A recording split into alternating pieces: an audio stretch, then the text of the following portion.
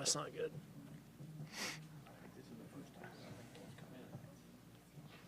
Keep up with him, and then we'll see what we can do as far as everything, you know? We'll all be together, except for Ben over here being Nash Vegas. Partying on down Broadway. It's 6 o'clock. That's my plan. I hope it's my boss's plan because that's what everybody's thinking. Yes, sir. You ready? Be drinking, big tall boys. Is the mic on there? They sound Is that great. turned on? Why would you have us all get together in Nashville unless we're going to do something exciting? Oh, yeah. Yep.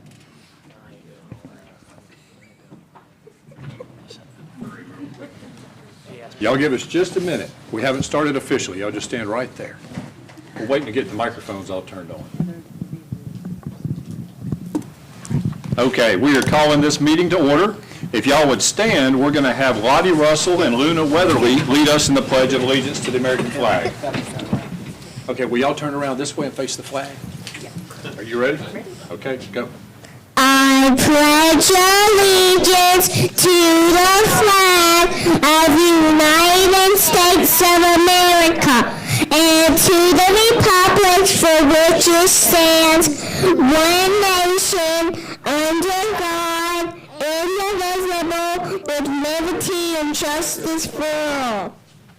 Thank y'all so much. And I'm going to give each of you one of the official city pins you can wear on your clothes. You can take them off. Just two. Thank y'all so much. Y'all did a great job. You're so cute.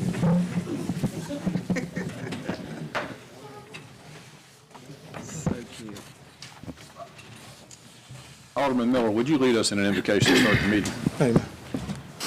Heavenly Father, once again, before we do anything, we say we are so thankful for this day that you allowed us to witness. We pray now, Heavenly Father, as we go forward with the business of this city, that whatever we do, that first of all, that you'll be satisfied. Then, Lord, we thank you for the opportunity that you have given each and every one of us the opportunity to serve in whatever capacity it might be. You continue to lift you up. Continue, Lord, to bless our soldiers, wherever they might be. It is in Jesus' name I pray. Amen. Amen. Can I have a motion to approve the amended agenda? Motion to approve. Second. There's a motion and a second. All in favor say aye. Aye. All opposed, no. That motion passes. And just so everybody here knows, Alderman Robinson is attending the meeting remotely, so you'll hear him chime in through the speaker occasionally. Item 5 is the approval of the docket of claim numbers listed on your agenda. Can I have a motion on that item? So move. Second. Motion and a second. All in favor say aye. Aye. All opposed, no. That motion passes.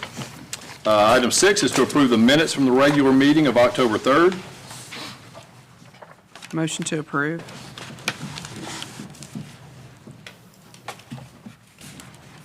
Second. There's a motion and a second. All in favor say aye. Aye. All opposed, no. That motion passes. Item 7 is the consent agenda. Can I have a motion on that? Motion to approve. Second. All in favor say aye. Aye. All opposed, no. The motion passes. Item 8 is the personnel docket.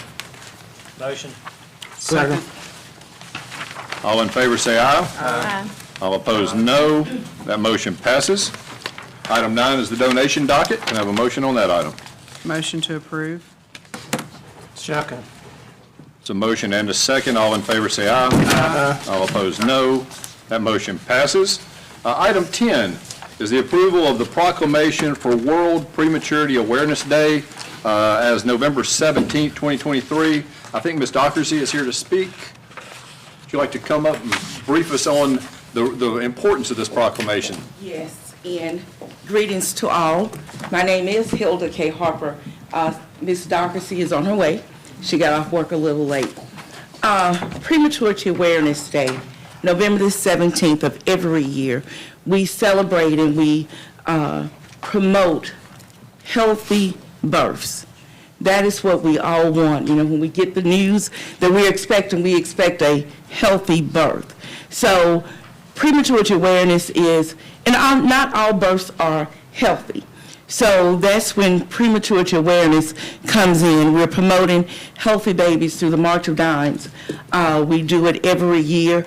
Our sororities, Zeta Phi Beta Sorority Incorporated, is a partner with the March of Dimes, and together we're making waves for healthy babies in our community. So we are excited to receive the proclamation from Hernando, and we are excited to continue our work in promoting prematurity awareness. We have adopted the Baptist NIC unit, and we provide care packages to the mothers and to the children who are there. So we are active in the community on this initiative. Thank you so much for being here and doing that. And I have the proclamation signed, if I can Okay. hand it to you. Yes, sir. And I appreciate all the work that y'all do towards this effort. Thank you so much. All right, thank you for being here. Okay, thank you. Thank you. And thank you all. Thank you. And can I have a motion to officially approve this proclamation and set November 17th as World Prematurity Awareness Day in Hernando? Motion approved. Second. All in favor, say aye. Aye. All opposed, no, and that motion passes. Thank you all again. Thank you. Item 11 is the approval of the fiscal year 23 budget amendments and to be able to publish those amendments.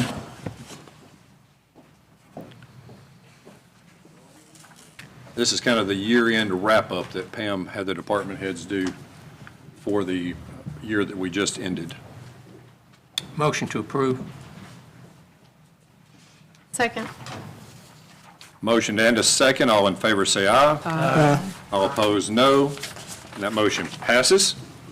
Item 12, as y'all will remember, we had hired Greg Fender to help us renegotiate various franchise fees where companies have their utilities in the citizens of Hernando's easements.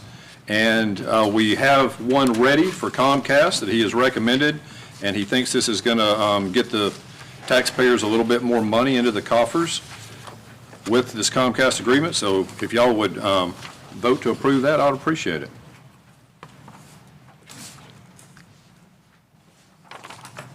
So move. Second. A motion and a second. All in favor say aye. Aye. All opposed, no. And that motion passes. Item 13, as y'all know, we applied for and received the Renaissance Park Enhancement for Natural Resource-Based Outdoor Recreation, Environmental Education, Ecotourism, Sustainability Project Award from the Mississippi Outdoor Stewardship Trust Fund.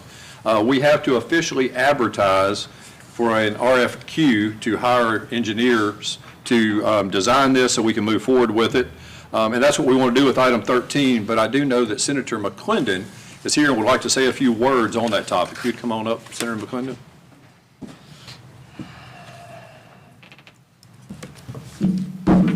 Thank you, Mayor and Board. It's good to be back in the friendly confines of the Hernando boardroom here. First of all, I want to thank each and every one of you for what y'all do. I know it takes an emotional toll, sometimes a physical toll. People don't realize that, but it's a 24-hour a job, 365 days, whether it be mama's got a dead possum in her yard or whatever it might be. And I want to thank each and every one of you for doing what you do. Also, since you gave me the ability to speak in front of y'all, I want to thank some other people that are here. I know the fire department just is hiring 3 new people. Hopefully, y'all will be able to approve that. I think you did maybe at the past number. But they had graduation the other day, and the fire department does a great job. Also, the police department here. Outstanding job with a cat. Y'all didn't know I had cat-like reflexes, huh? You break your back. But the police department's been extremely busy the past few weeks, months, and I was witness to some of that Sunday night.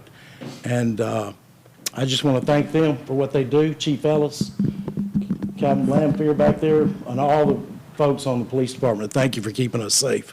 Thank you, Board, for giving them what they need. Now, to what I was doing, also, all the city employees, thank you for letting our water and sewer keep running. The Mississippi Outdoor Stewardship Trust Fund. is a fund that was set up by the Mississippi Legislature. $10 million was set aside in House Bill 606. In doing that, we were able to make money available for, and I'm going to read these 6 things just so the public will know. Again, it was $10 million that was out there, and people could apply for grants. When I say people, it's municipalities, counties, improvement of state park outdoor recreation features and trails, acquisition and improvements of parks and trails by counties and municipalities that lie within the jurisdictions, restoration or enhancement projects to create or improve access to public waters and land for outdoor recreation, conservation education or the safe use and enjoyment of permanently protected conservation land, restoration or enhancement of privately owned working ag lands and forests that support conservation of soil, water, habitat of fish, recreation or enhancement of wetlands, native forests, native grasslands, and other unique important areas to Mississippi fish and wildlife. And last but not least, acquisition of critical areas, provision of protection of clean water, wildlife, hunting, fishing, military installation, buffering, or natural resource-based outdoor recreation. And the reason I say all that, there were a wide array of things this could go for. And any municipality, any county in this state could apply for it. Lieutenant Governor Hoseman came to me and he had a pick. There are 5 or 7 people on this board that looks at all the applications and then approves, yay or nay. He asked me who, I would like to see on there. And getting a pick on any board in the state is a privilege. And I said, well, Matt Lipscomb's the most enthusiastic, knowledgeable sportsman that I know, as well as protector of wetlands. And Lieutenant Governor Hoseman said, well, that's funny because that's who I had in mind. I said, well, thank you. So with Matt Lipscomb on that board and me knowing some others, when the Hernando board and Gia did an outstanding job, and we need to give her kudos on the grant she wrote for this. Outstanding. Because when I say the state gave $10 million, they only gave 21 projects awarded. Now, $10 million is a lot of money, but when Hernando gets 1.67 million of that 10 million, that's a huge deal, especially with all the people and all the municipalities that applied for it. And I just wanted to come to y'all just to let everybody know, we beg and plead for money at a state level for municipalities, and it was an outstanding job with the grant, a little politicking involved also, but thank you for what you're going to do with this money and what it's going to do for Renaissance Park. Also, we have put $15 million more in this fund for next year, and it's not a one-time thing. You can write another grant for other projects. So with that said, I want to thank you again for what you do, and we look forward to seeing what will happen with this project in the future. Thank you all. Thank you, Senator, for all you do for us. Thank you. Mike messed up the mic, man. Can I have a motion to approve the RFQ advertisement? So made. Second. A motion and a second. All in favor say aye. Aye. All opposed, no. That motion passes. Item 4 is to request authorization to advertise the Heritage Cove Emergency Watershed Protection Project. This project is partially funded at 75% by USDA, Natural Resources Conservation Service, and the city pays the other 25%. This is a budgeted item, so we're just now requesting to advertise it. It's ready for that. Motion to approve advertisement. Second. All in favor say aye. Aye. All opposed, no. Motion passes. Item 15 is the Daily Food Truck Park, PL 1755. Austin, would you set that one up for us? All right, This is PL 1755. The original request was a conditional use request for a food truck park at 140 East Commerce Street. The applicant's Vance Daly, who's here tonight.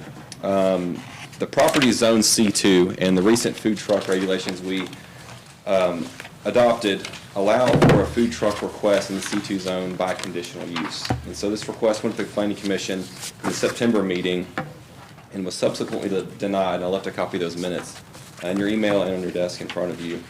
A little bit about the application. The discussion portion of the staff report has the 6 criteria for approval or denial of a conditional use, and you can see the applicant's responses to those, but those are the criteria we need to use in any approval or denial, are those 6 criteria about substantially increasing traffic hazards or congestion, the fire hazards, the character of the neighborhood, the general welfare of the city, the overtaxing of public utilities or community facilities, and the conformance to the recommendations of the city's general development plan. If approved tonight, I would recommend that establishes a time limit for the approval, which would give a length of time for the applicant to come back and renew for the next period. Generally speaking about the application, the applicant has requested 10 food trucks and provided an attached narrative and pictures to go along with that request, immediately adjacent to his law office on Commerce Street. He did provide responses to parking, the pavilion, garbage collection, bathrooms, and electricity in the staff report. There are proposed to be no generators, and then parking is currently under a certificate of development. He's planning to extend the parking lot to the west, basically doubling the size of the existing parking lot to accommodate for some of the traffic that was expected to be generated. That request is pending the outcome of this meeting. He did provide additional responses to those conditional use criteria questions in the back part of your staff report. And on the site plan, you can see the new parking lot, the pavilion seating area, and then the general layout. He's provided 2 possibilities of the layout of the food trucks beside the existing law office, one in a triangle shape, one in a rectangle shape, but the number would be limited to 10 at his request. We did receive some opposition at the meeting from the neighbors immediately adjacent to the rear in the townhomes who were worried about the sightliness of what it would look like and the associated traffic. He's also proposing additional curb cut with the expansion of his parking lot to the west, as shown in the attached exhibit. He did make an original application in September, and like I said, that was subsequently denied. He did apply for an appeal within a 10-day period where he re-advertised the hearing for tonight, and his appeal letter is on the front page of your staff report. Mr. Vance Daly's here tonight, and I'm available if you've got any questions. Would we need to, on the gravel parking part of it, would there have to be an additional variance applied for, or would this cover that? If he's proposing to park on the existing gravel with cars, the front parking lot's proposed to be concrete. Right. It's going through certificate of development, and so if it's the stuff in the back, I think he's doing AstroTurf and maybe some pavers. To answer your question, yeah, probably additional variance if it's just straight gravel. Any other questions for Austin? I know there's a certain amount of parking spaces that are required for his business already. Does this change that requirement? So that same question came up at the Planning Commission meeting. We don't have a specific criteria for the number of spaces required per food truck in our ordinance. It's kind of a build to suit. In his business plan, I think he's planning to do some breakfast, lunch, and dinner to space out the traffic. With the parking he has now, it is in excess of what's needed for just the law office, and he's planning to basically double the front side of the parking lot to expand those spaces. But there's no direct calculation, but he's trying to address that with his expansion. Because it's typically, for commercial, it's typically every 100 square feet is a parking space, right? It's based on the occupancy type, so if it's general retail, it's 1 to 200. Office is a little less, medical is a little less, so it depends on the use, but we don't have that use for a food truck. All right. Any other questions for Austin? On the pavilion seating area, because we don't necessarily have, like, how would how would that factor into what we require? Like, would it have to have a pitched roof and all that sort of deal, or how does that fall into what our subdivision regulations require, or whatever? I don't know. It would go through the full design review. I think he's proposing timber construction with a pitched roof, so the preliminary drawings looks like it's gonna meet the design regs, but all those design questions and the full certificate of development for the parking lot are kind of pending based on the fact if he can or can't do it. Okay. This would probably be a good time for Mr. Daly to speak, if you'd like to come up.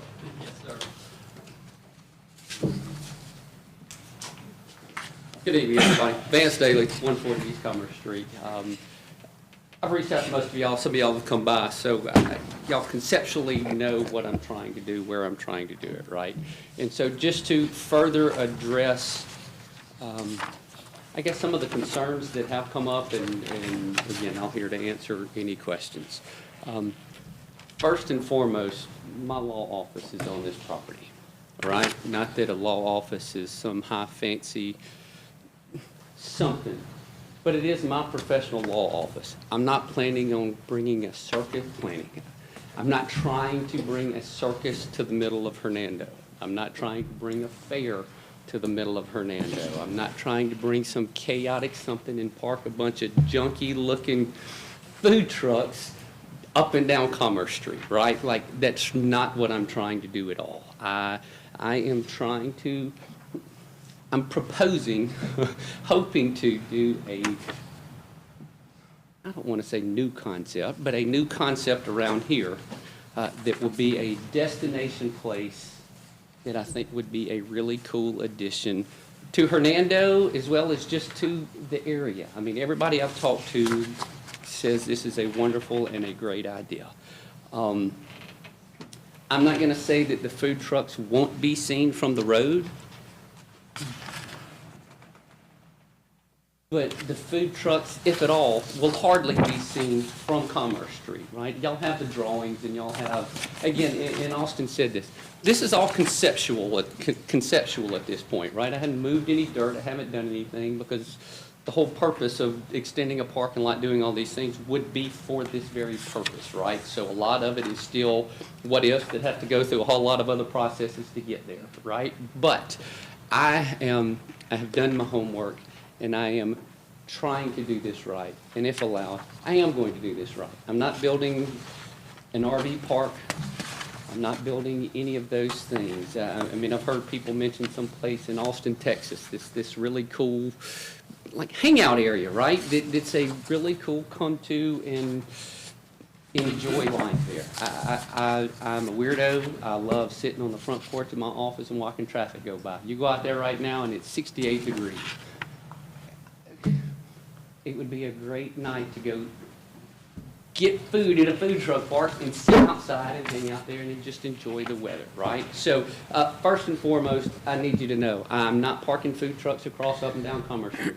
It's not going to be an eyesore. It's not going to be, and again, the food trucks will probably, if at all, even be seen, because there will be a pavilion built. It's on the back side behind those two massive magnolias. I mean, my plan is to call it under the magnolias, right? Because you're going to have to walk through the magnolias to get to the actual food trucks.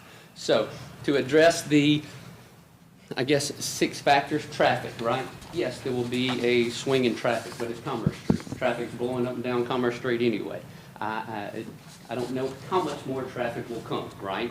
There's no way to know this because this hasn't happened yet. So, but I am trying to address traffic. One, from parking. I'm doing more than doubling my parking lot. Right now, the current parking lot at my office parks one direction towards my office. It's not parking in both directions. Y'all understand what I'm saying? It's not parking towards the street and my office where you have double parking.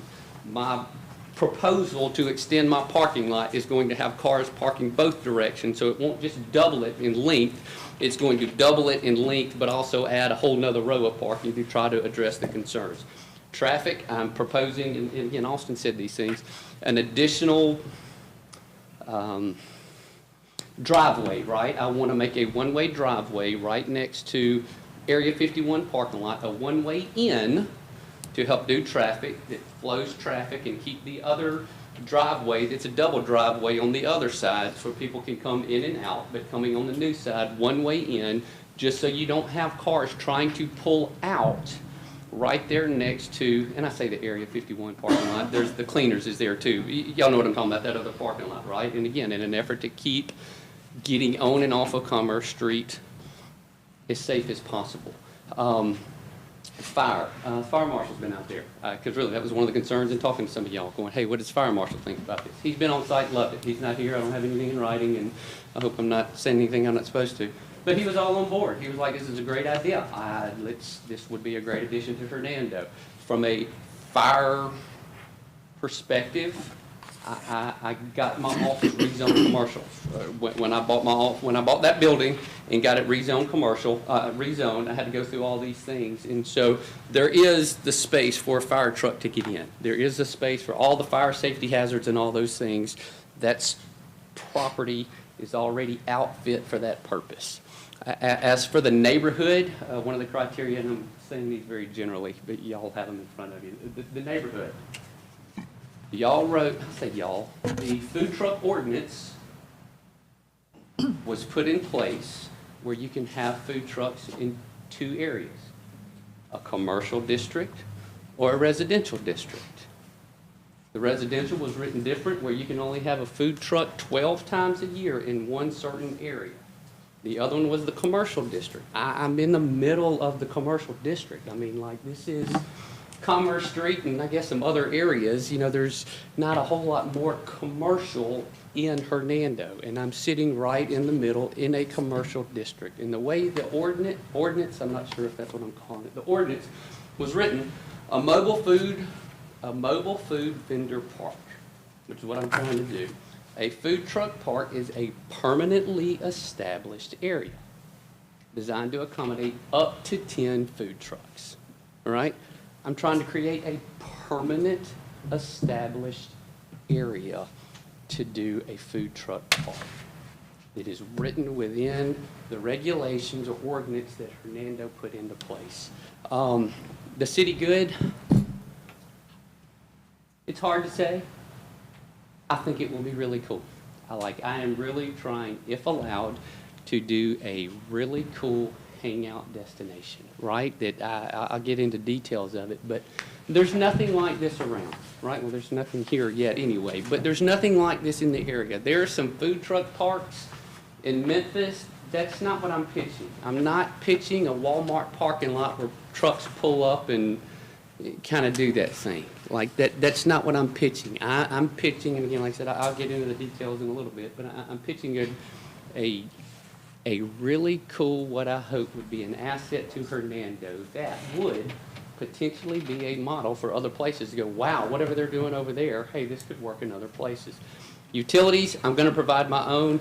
I'm running electric underground. Again, my law office is right there. Within my law office, I have 3 different counselors that do counseling sessions. I say, within my building on that property, I've got 3 different counselors that rent space. I've got some others, and so I don't want the generator noise. Like, I don't want all the extra noise, and so, I mean, I've already talked to electrical contractors and all these different things. I'm going to, if allowed, the proposal is, I'm going to run electrical underground, and each food truck will have a plug-in where they will plug into electric, so we're not running generators out there with a whole bunch of extra noise. To get into further to it, there's going to be a drain. One of the things food trucks deal with is getting rid of what they call their brown water, right? Whatever the dirty water is that they got to get rid of every day. I'm going to have a drain where all they've got to do is hook their line up from their truck to the drain right there at their spot, where each spot will have a plug-in for electric, it will have a water line for their truck, and it will have a drain so they can empty that out. And so all that will be underground, not seen. There'll be some type of hub where they have to plug in electric and that kind of stuff. So it's basically going to look like you're pulling up to a campsite with an RV. Yes, again, to use that example, that's what my electrical contractor was like, can this be done? He goes, oh yeah, it's basically going to be an RV park, so you'll have those things. So from a utility standpoint, that's the plan to get that covered. I don't remember what the 6th criteria was. There was a 6th one. I don't remember what the... Huh? Oh yeah, with the comprehensive plan of the city. We put this ordinance in place. And I mean, presumptively, this was the very reason we put an ordinance in place that goes, hey, we want a permanent food truck park. We won't. We wrote the ordinance to allow a permanent food truck park for up to 10 trucks. All right, so this is in line. This does meet all the criteria that is required to analyze this thing. But now let's get into the details. The details. I don't know that I'll ever have 10 food trucks. All right? But the ordinance is written, you can have up to 10. I'm trying to get approval to have 10. I may not ever be able to get 10 food trucks here. But what I don't want to do is handcuff myself at 4 when I wish I did have 10, right? You understand what I'm saying? This is going to take a substantial investment on my part to add a parking lot, to do all the things that I'm going to do out there to make this a cool spot. And so, again, this is going in line with the ordinance that Hernando put in place. You can have up to 10, so I'm requesting up to 10. Details. Parking lot, like I said, I talked about the parking lot. In between, and y'all have the drawing, and again, those are I was blessed to have a site plan from when I had to get my office rezoned commercial and put a parking lot in, and so I took that site plan and just sketched on it. That's what y'all have. My sketched on there conceptually what I hope to put down there, right? So, y'all have a picture of I think of a pavilion type thing on there. The plan is to make that match my office. Right? There's going to be between the parking lot and those magnolia trees is just an outdoor seating. I'm just going to have a single slanted roof. Again, I hope to have a big sign on the front of the roof that says under the magnolias. But it's not going to look like that picture from like cedar columns or cedar posts or whatever that picture was. It's been a while since I've seen that picture. Whatever those cedar posts, they're going to be white columns that match my building. It's again the whole concept under the magnolias. My office was once called Magnolia Grove, I think. I can't remember what. I think Magnolia Grove, and I'm sticking with that theme. Like the outdoor pavilion is just going to be a covered outdoor seating area that will, and I say match, as best as you can, make it match and go along with what my office already looks like, that old antebellum home, and we're going to stick with that. Under there, there'll be seating spaces, there'll be picnic tables, all these different things. Now, I say different things. I've got that pergola that's out there. That will stay out there. I hope to set up that pergola as a whole seating area with, not patio furniture, but outdoor seating furniture, right? Just to have a hangout spot so that you and your group can come up here, come eat and hang out and sit and just have a night out here where we enjoy the outside weather. On the other side of those magnolias, the plan is I'm going to have a very distinct area where the food trucks. And that's where, gravel's not the right word, but it's that, I say gravel, that white rock. Limestone base, right? And again, the reason in doing that, well, a couple of things. Reason, I don't want to pour concrete out there because this is not a permanent, forever concept, right? There'll be a time frame on, if approved, there'll be a time frame on this, and food trucks won't always be cool, right? So the hope is to put that limestone base out there for the food trucks to park on. My parking lot's going to be concrete. It's going to match the rest of all that, right? But where the food trucks are parked, and again, I have done homework. I have talked to food truck people. I have brought them on site and say what would work here, what wouldn't. And every one of them have said, yes, that limestone base is perfect. I just need it flat. I don't need concrete to park on. I just need it flat to make sure my food truck or trailer or whichever, can sit level on there. So in between that defined area, I'm hoping to have AstroTurf. The picture y'all have, the food truck park is going to start further back from where it is on the picture, because I'm going to put the food trucks as far back as I can on the park on that yard back there, and put more AstroTurf area in front between the trees to have a playground, to have not playground equipment, but just play area where kids can get around and run around and play out there. I hope to have a fire pit out there so that you can come hang out and just have a night and an evening to where you just come and chill and hang outside. To do all these things, I'm going to cover the spaces between the food truck parks where it's shaded, just again to make this place cool. I hope to have string lights hanging out all under the outdoor seating and just in the trees, and just really make this a cool place that will be an asset. I promise you it's not gonna look junky. It's gonna look cool. I'm gonna make it as nice as you possibly can. It is food trucks, but again, I'm gonna make it as nice as I possibly can and have this just hangout destination. One of the other concerns was permanently parking, right? Again, my pitch is, I rent spaces to 10 food trucks, and they park them there and leave them there. And if they want to be open for breakfast, lunch, and dinner, they can be open for breakfast, lunch, and dinner, right? Just because I'm wanting this to be a place where you and your family know, at lunch, we can go over to under the magnolias and eat, whether it's lunch or supper, whichever, and just do that. And I'm not looking to do a food truck Friday. That's not the pitch. Go to Snowden Friday and see how well that's working. Like that concept is not working, or at least not working around here, right? And so again, I'm hoping they park. They can honestly come and go. It's a mobile food truck, right? They can go to event. They can leave when they want to. They're not required to stay there. But my proposal, I guess, I don't know, is conceptually that they come and they park and they stay there until they decide to go.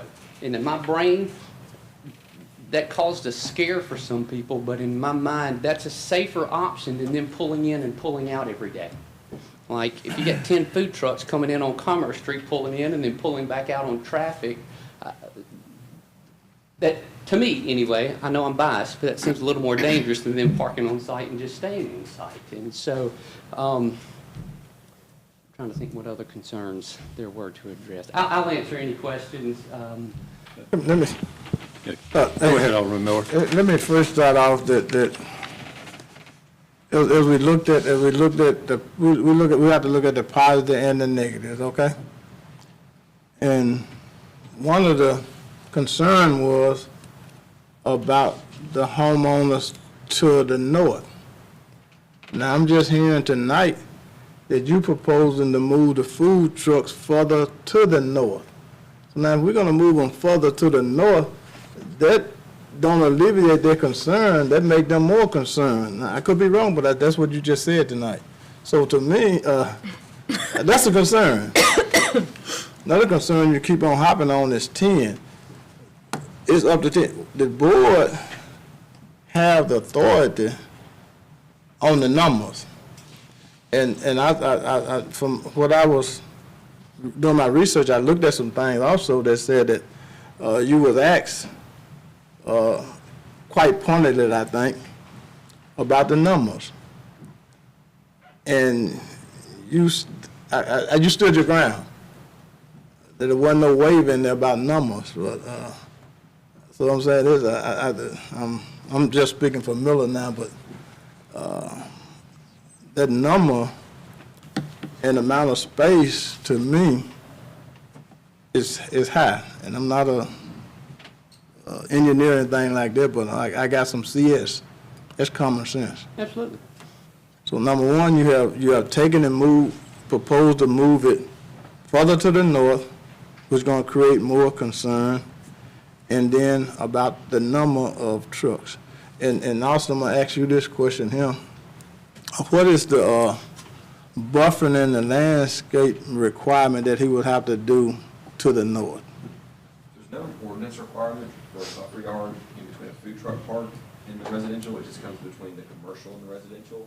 And so we look at that in the certificate of development, because I think there are some trees in between you there. And that, I think you even mentioned doing some fencing or something to the. But there again, but this is a conditional use.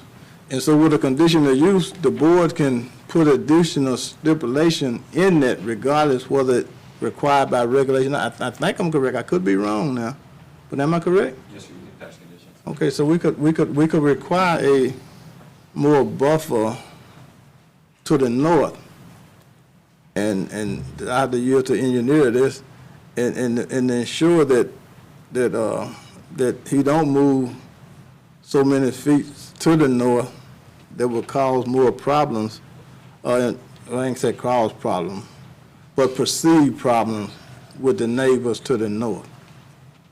And I just don't believe that you moving further to the north would help their concerns at all, me personally. Right. And so, and I just wanted to put that out there.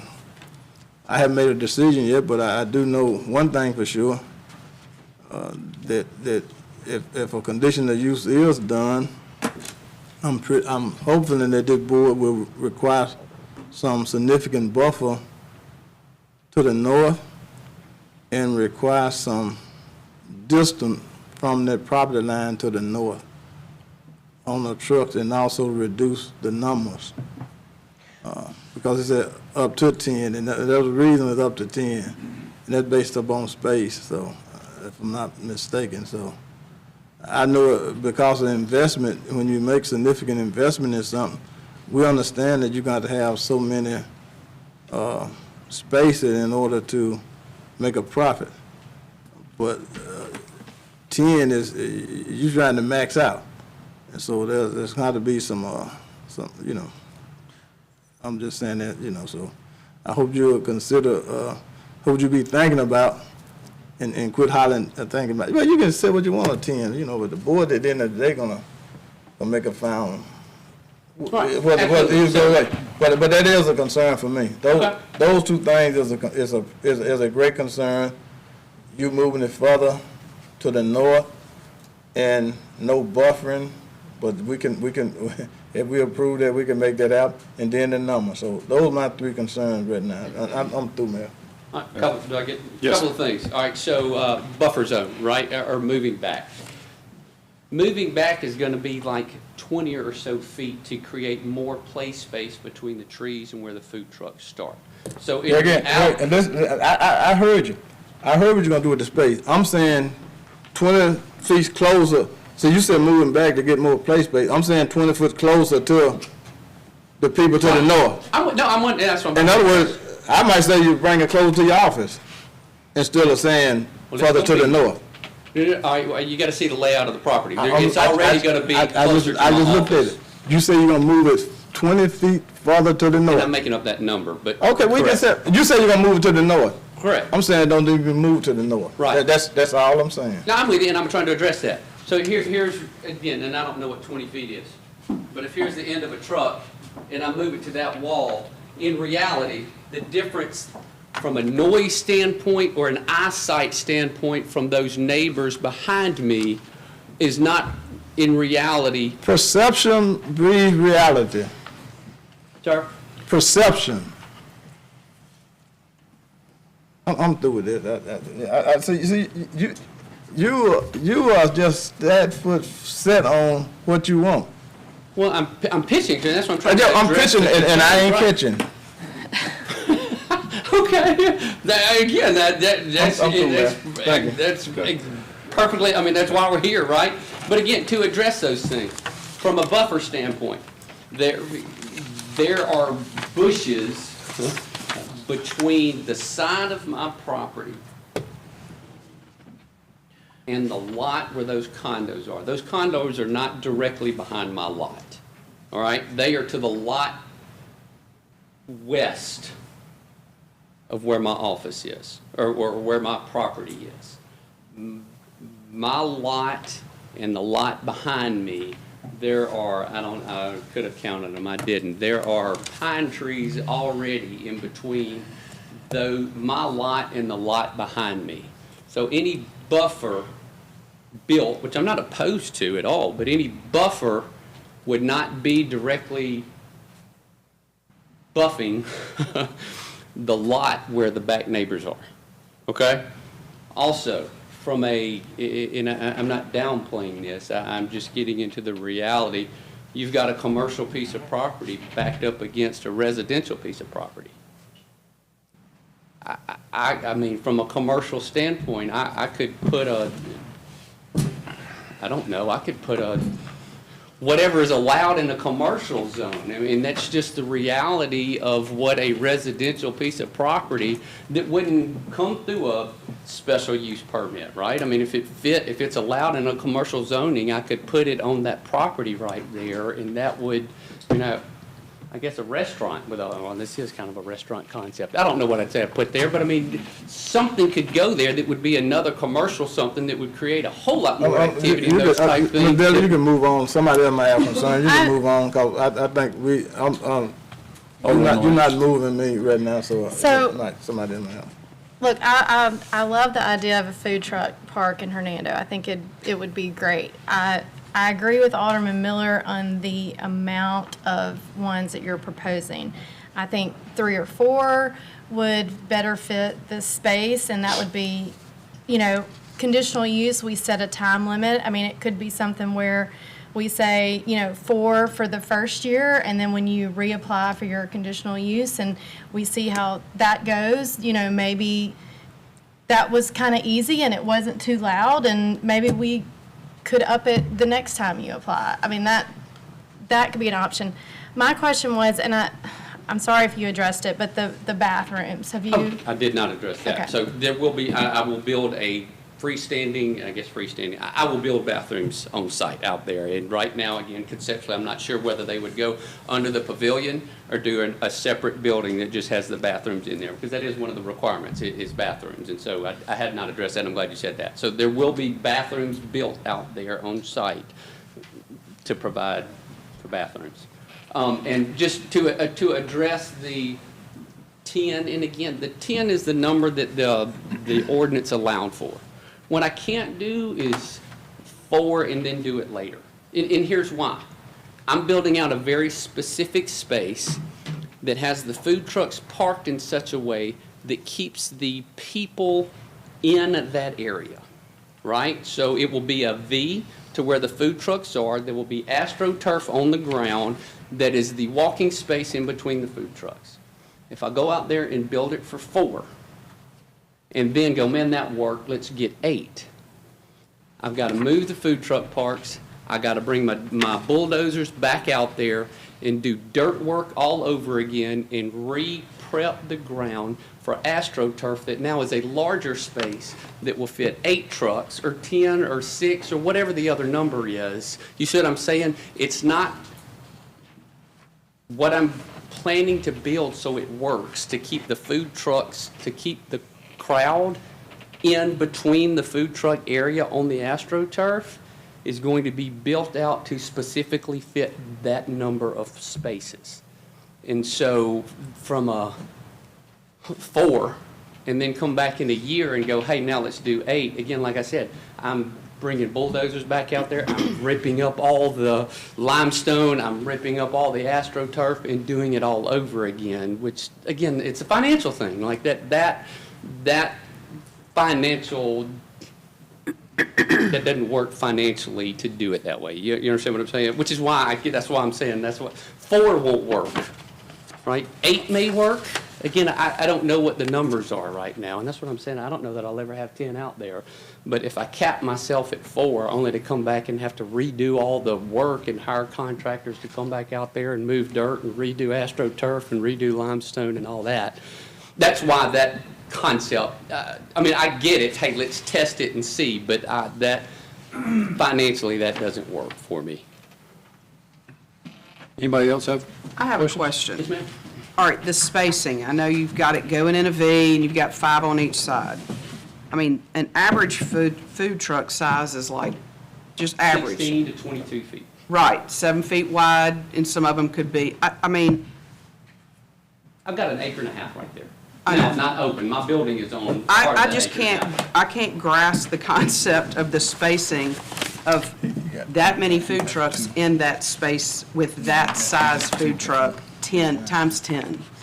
So what you have, starting where that starts, that's 120 feet, which accommodates for Small food trucks. 5, Okay. 20 feet. So you see where that would land from is there space out there? There is space. I mean, again, I go all the way back to behind my mini storage buildings. I'm not going all the way to the back. There's a big magnolia on the back. I mean, I'm not going that far back either. There is plenty of space to park 5 food trucks on each side in a V. I mean, there's plenty of space out there. Space isn't the problem. Well, another concern of mine is, one, the quantity of them, and two, you're only in and out is zone commerce. I mean, that is, I just think it's, I like the concept. I just don't think it's the right location. I just don't think it's the right location for the street that you're only going to have to be able to exit and enter, and 10 food trucks. And I understand what you say about it's an expense to start small and then have to go back in and add to. I understand that. And I like the concept of the food truck park. I'm not against that. I just don't think this location is prime for it. That's just my opinion. Parking, I mean, for the. For everything. Okay. I mean, unless it was a smaller scale. And the fact that that it's not feasible financially and whatever, I mean, just common sense feasible to you to make it less than 10, and I understand that. You know, when you build, you want to build to accommodate your max. I just am worried about the location, the in and out on Commerce, where's everybody going to park? I don't know how much foot traffic would just be walking. I mean, you've got Cadence, you've got Area 51, you've got the people that live behind you. It's not like people from downtown, you know, that work around the square are going to be walking to your place for the food trucks. Correct, I'm with you. So I'm just wondering if it's really going to be able to be what you conceptually want it to be with the location and the hindrance of spacing and just overall traffic.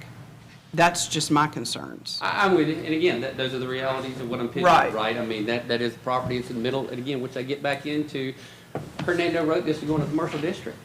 Right. I mean, again, I don't know what commercial piece of property on Commerce Street is going to not better, but is going to accommodate what Hernando wrote. I'm just, I mean, again, we got a Walmart parking lot, but nobody's trying to do this in a Walmart parking lot. I mean, you see what I'm saying? We wrote it to go in a commercial zone. Well, what if you bought a piece of property and did this? I mean, it would be great. Where? And again, that's what I'm saying. There's not a whole lot more. I mean, I guess you could buy it and get it rezoned commercial in another space. There's one on Highway 51 that's a good location. Right there, that old Dr. Purpose clinic that's been torn down and they've cleared all that off. I mean, that would be a great concept for a food truck Maybe that guy park. will apply for that, whoever owned that will. I don't own that one. I own this Well, it's one, for right? And sale. so it's, Yeah, you I'm know, just again, saying, there's maybe better options, but I like the concept. Does anybody else have questions? What's going to be your hours of operation there? Again, right now, Let the free making market these up, decide. but 6 in the morning till, maybe 8, 9 on the weekend and 10 on a weekday and maybe 10 on the weekend. Hernando shuts down early, you know. What and about so your it's- garbage? Where's all the garbage going to go? I'll have receptacles out there under the pavilion, all that area for all the garbage to throw away. And, I mean, if you really want, one other cool aspect of this that is not relevant to anything, a lot of y'all know my journey, right? I moved in a guy with me a few years ago that lived with me for about a year that changed my life, right? And he is still in my life, and I still help this guy out. He was homeless, right? Had nowhere to go. And this is one of those things I've already talked to. I need somebody to come out here and work, make sure tables are cleaned up, garbage, and to be able to give this guy a job to come out here and work this space, to make sure the garbage is picked up, that the chairs are clean, you know, all that kind of stuff. So again, that's not relevant to any of these factors, but it is one of those just cool journeys and all of this. Go, man, how cool would it be to be able to give him a job and come out here, work for me on site, and further help him out. But Alderman Piper?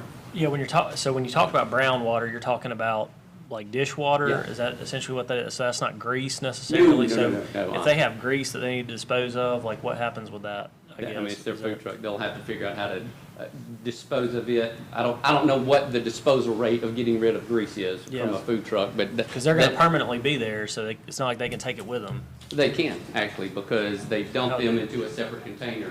Well, all right, so one of the ones that I went and met with to go, hey, how do you do this? It was after an event, and he literally was dumping, because what they don't do in a food truck is drive around with that grease just sloshing around. Right, So of they course. emptied that grease in, this truck did anyway. Now, I don't know about all of them, but this truck emptied that grease into a separate, I don't want to say sealed, but a separate container that kept that grease from spilling out. Yeah. So yes, they do it mobile. I want to take a minute and see if there's anyone here with the public that wanted to speak on this topic. Mr. David, we're not cutting you off. No, You'll be able to come back. I'm Yeah. with you. Yes, please.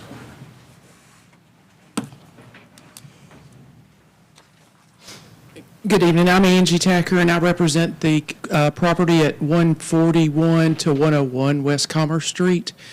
And also as a lifelong 50-year resident of Hernando, I don't see how what is there, looking at Google Map from overhead while we're sitting here listening, I don't see how that is a buffer for not only the people that are property owners and residents to the north, but the cabin that is also a residence for someone.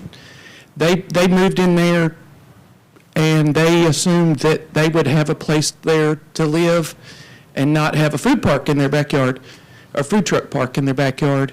And I also think that as a property tax payer, large property tax payer compared to the property tax on this lot right now, that that would really have to increase. And then the grease trap ordinance would have to also be looked at, because there is a big difference between grease and oil. The oil that comes out of a fryer is not what you're trying to trap in a grease trap. The grease trap is the byproduct that when it is cold, it congeals and clogs the pipes for the city, just so that is made for people to know. We had that grease trap deal when we put the restaurant in years ago. So, but anyway, that's my concerns there, and thank you. Thank you. Anybody else like to speak? Good evening. My name is Aaron Hahn, 4695 Driftwood Lane. I am a co-owner of AC Steakhouse. I kind of have a different approach on this, and I'll try and be quick on it, but I'm going to try and simplify it for it. I actually am a big fan of Mr. Daly's proposal. I wanted to speak my mind, so for the future ones that are coming up as well.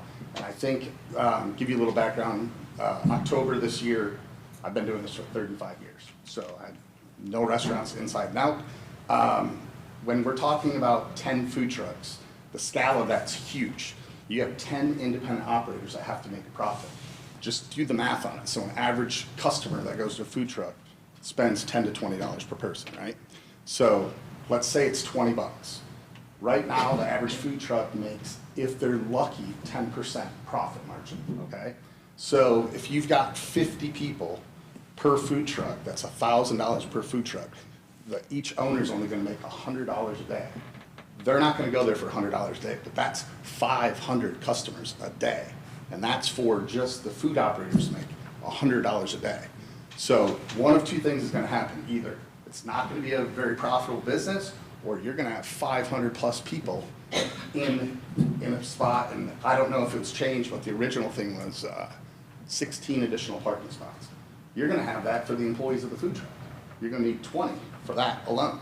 What are you gonna do with these 500 people that are driving to this place daily on this? And I think that needs to be considered in the big picture, because we're gonna get food trucks one way or the other. And I think everybody wants these food pavilions that he's talking about. I think it's a phenomenal idea. It just needs like 5 acres, not an acre.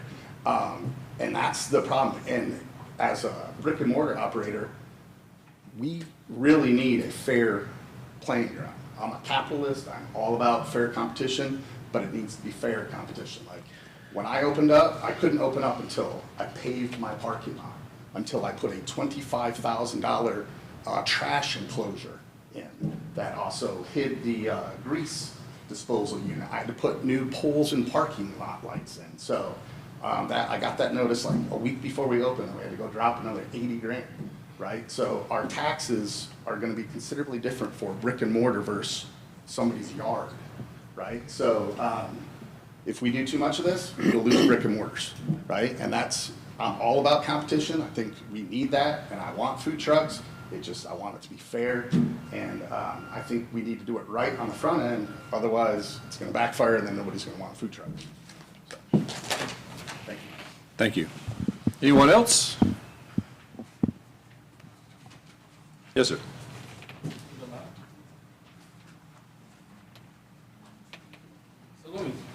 Let me first thank you. First time I've been to a meeting like this, I was looking through the agenda, and I'll probably speak on several of these. I'm very pleased to have this opportunity. And just for the record, could you state your name and address for the clerk? Certainly. Andrew Neal, 296 Heritage Cove. I don't own a restaurant business, but I do live here, and I drive around in this city, and I visit many of our businesses. And what concerns me the most about this type of thing, even though I love the idea, is the traffic impact it's going to have. If, let's say it is wildly successful. If you assume it is 500 plus, you have that many more cars on Commerce. Commerce is already difficult to traverse. If it's wildly successful, you'll have, and it's through foot traffic, not through vehicles.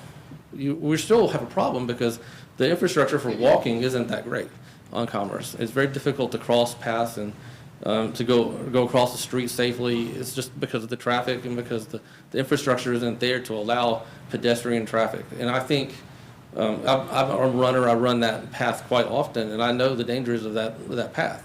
So I would suggest that if we wanted to do it, it should be done somewhere else. That would be my recommendation. I do like the idea.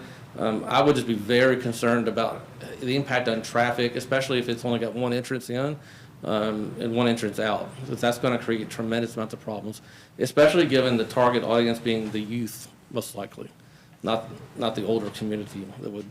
The youth tends to be more accident prone, so in my experience.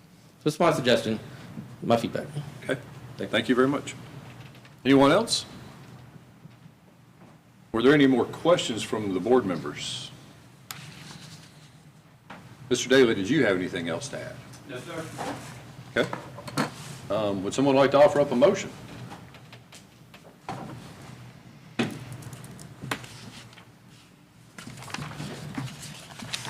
Well, I do want to say that, so I know that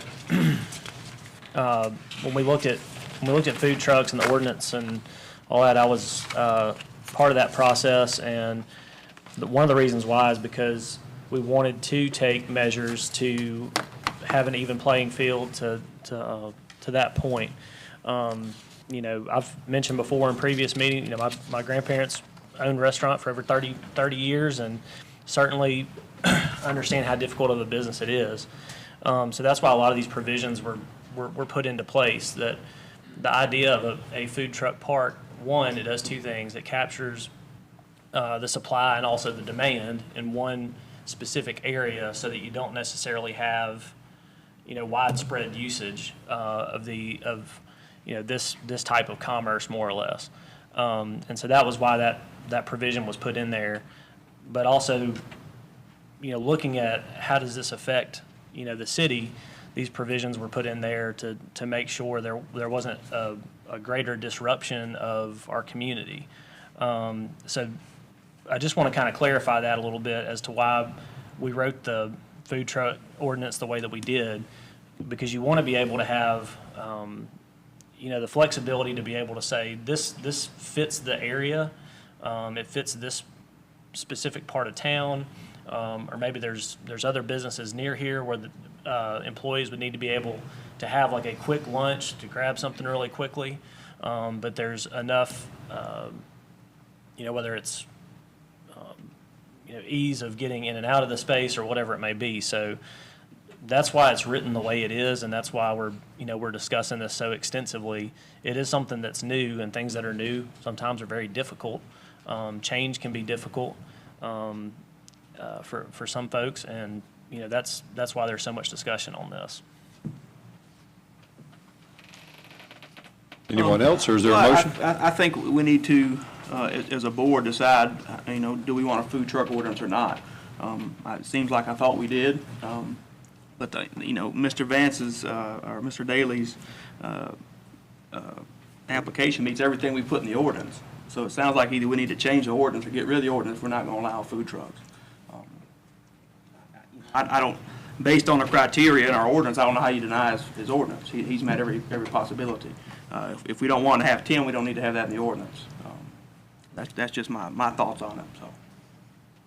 Alderman Rooker, just to your point, and it's the up to 10, that don't mean that the 10 is the magic number that everyone would have. Yeah, but it says up to 10. It's up to 10, so up to 10, so then. Yeah, but if you don't want 10, you should have said something when we passed the ordinance 6 months ago. But then if you own a larger site or different thing like that, then 10 might be. That needs to be just put into the ordinance, is what I'm saying. I'm I'm saying we need to sound like we passed the ordinance quickly, it didn't go through the process correctly, and now we've got people who are applying and meeting the guidelines, and we don't want those guidelines, we want something a little differently. And I think in general, that's why I think people have a perception that it's hard to do business in the city of Hernando, because you have issues like this. His application meets the ordinance we have in front of us. Yeah. I have a problem with the number, as I said. I understand, but that's what the ordinance says. And he put 10 in there because it says that in the ordinance. If it said 12, he'd put 12. If it said 15, he'd put 15, right? Wouldn't you? I just expected, it's that we have the option to narrow that down from 10. You can, but you don't want to. Well, that's him and He don't have to based on the ordinance, is what I'm saying. Well, he don't have to, but we don't have to give him 10 You can vote either. it down. I'm not saying I'm for it. I'm just saying the ordinance needs to be changed, it sounds like to me. It's an ordinance, but it's also based on a conditional use, Sure. which Or the conditional use, I'm sorry. which makes us take into account the space that is, this thing is being requested. So I don't think you can just say if it's 10-10. I mean, it's based on specific sites around town. So like you have to look at each one individually. Yeah, and when we wrote this ordinance, none of us really knew a lot about food truck ordinances and how to write it, and we patterned it after ordinances in other cities. And we're learning as we go. And you said that earlier, Mr. Daly. And yeah, it is, he does meet our ordinance, the requirements of the ordinance, but there's one thing that still gives us as a board some options, and that is location, like Alderman Ross said. And I agree with you. Your concept, I think, is a very good concept. I'm not opposed to food trucks. What I'm opposed to, and what everybody that I've talked to about this is opposed to, is the location. Even though it's in a zone C2, it's still right in the middle of Hernando, on the busiest street in Hernando, and it's the location that that's giving a lot of people heartburn, me included. And because of that, I just can't support it. And I'm ready to make that motion, but I wanted you to understand that I'm in favor of what you're trying to do. It's just I can't support the location. And I know, and I'll say this too, you own the property. And that's probably playing into your decision to put it there, because you don't have to go spend the money to buy 10 acres somewhere else to put a food truck park. I mean, that's just good business sense, and I get it. I mean, I know that, and I hope you understand, and I've talked to a lot more people than are here tonight talking. It's the location. I don't have a problem with the actual location, it's the size. And so it's the number of food trucks and the size of your location is what holds me back. The 10 is too high of a number to me. Any other comments, questions? Motions?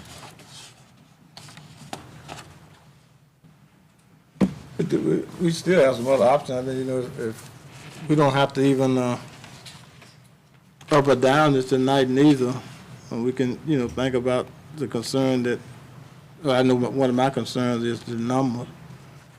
And also, Mr. Daly, you're not willing to go down from the 10 at all? I can't go to 4. I mean, 8, I could go to 8. And again, I don't know what the numbers are, right? Because I haven't done the math on what it's going to cost to do this. But I know 4, I can't go to 4. I mean, if I need to amend to go, hey, let's do 8, I'll do 8. But I don't know that truly alleviates the 10 versus 8, hoping to get it down to maybe 4, right? I mean, I just, again, this is the whole this is new. I'm here to discuss. Go, hey, how do we make this work? I really think it could be cool. From a location standpoint, again, I don't want to reopen an argument, but we just approved the Dunkin' Donuts right across the street. And now Whataburger's about to come in. I mean, like, so Commerce Street, we're bringing all other, if we're worried about traffic coming in, we just approved a Whataburger and a Dunkin' Donuts. I mean, like, this is Hernando, we're growing. Like, I get it. Commerce Street, especially right there in front of my office, is narrow and I get it, but it's still our commercial district where businesses are going, right? And so from a location standpoint, I mean, I get the location standpoint, but again, it's also that from a traffic argument, again, we're bringing more and more stuff to Hernando. It's going to create a whole lot more traffic. I will say maybe that. Dunkin' beat me to the punch, and so I'm losing out because Dunkin's going to be there, and they're already approved, but. Let me go backwards. I hadn't said much on this, but when this new administration was elected, everybody was re-elected in 21, and so was I. We all, before we took office, I talked to every alderman, said, what do we want to accomplish together? Every one of them said we want to get food trucks legal. I mean, everybody's for food trucks in Hernando. We all agree there's a cool factor to it. And I'm just listening to everything tonight. And one of the cool factors is walking up to a food truck park. I don't think the cool factor is, even though it wouldn't feel better, it might act better on 5 acres. Nobody wants to go, as you said, to one out in the middle of the Walmart parking lot. It doesn't feel good there. So it feels good in downtown where you can walk to it, but we're also hearing 10 may just be too many. So maybe it's not the wrong spot, it's just the wrong spot for 10. I feel like that's what I'm hearing when I put it all together. It feels like if there's a different number, it might be the exact right How do you feel about 6?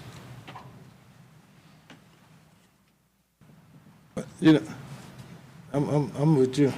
Man, you must read my mind, man. You're my favorite one. Let's table it, let me do some. But not, you don't. That is an issue. Because again, there's a reality of the money I'm gonna put in versus the I could achieve. You don't get, that's not your call whether to table or not. Right, That's ours. ours. Yeah. That's ours. And just an idea, you could go ahead and do the 10 and just only allow 6 and see how it goes. Right. This thing may be a flop, I don't know. No, absolutely, I'm with you, and that's what I pitched, going, hey, I may never be able to get 10 there, right? Because Eric's right, like, there's gotta be a certain income generated by the trucks, and will Hernando support 10? Man, I'm ready to make a motion, man. Okay. Alderman Miller, you make your motion. I make a motion I move to overturn the Planning and Commission Commission decision and approve the application by Advanced Deli for a conditional use to operate a food truck park in C2 zone based on the criteria below. Also with the maximum of 6 food trucks allowed, and also land buffering to the north. And the other criteria that were listed. Second. There's a motion and a second. Any further discussion? We'll have a roll call vote.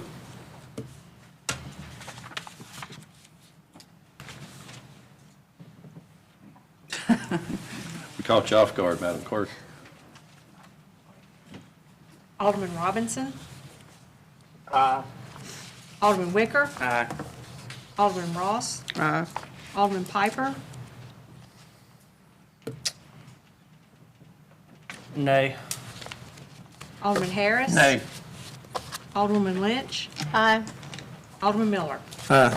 And the motion passes. Thank you. Thank you, Mr. Daly. If you can get this thing built, we'll walk over there with the grandkids. Yeah, you will. We'll move on to item 16, PL 1751. PL 1751, this is also a request to appeal the decision of the Planning Commission for the denial of conditional use for food truck availability at 74 West Commerce Street. The applicant's here tonight, Claire Agner. We do have a designation of agent form signed by Mr. Bashirs, the landowner, authorizing Claire Agner and Van Staley to act on his behalf as a representative for this application. This is also located in the C2 district, so similar to the last application, the conditional use was available. Was also heard at the September Planning Commission meeting, was also denied at that same meeting. Those minutes are attached. In the discussion portion of the criteria, this application for approval or denial is still based on the same 6 criteria for traffic, fire, the adverse effect on the character of the neighborhood, the general welfare of the city, overtaxing of public utilities or community facilities, and conformance to the recommendation of the city's general development plan. Dissimilar to the last application, the scale of this is a bit less. I do want to clarify too, there was a little bit of confusion at the Planning Commission meeting. The applicant's requesting 5 times a month to have 1 truck on the site. After speaking with her today, we do want to clarify that 4 of those times are for the bagel mobile food vendor that's there on Saturday mornings, and that would provide for 1 additional spot sometime during the month, during an event, or just to be a standalone. They've offered to not have more than 1 on the site at a time, and so the 4 mobile food vendor for the bagel and the 5th would not coincide with each other.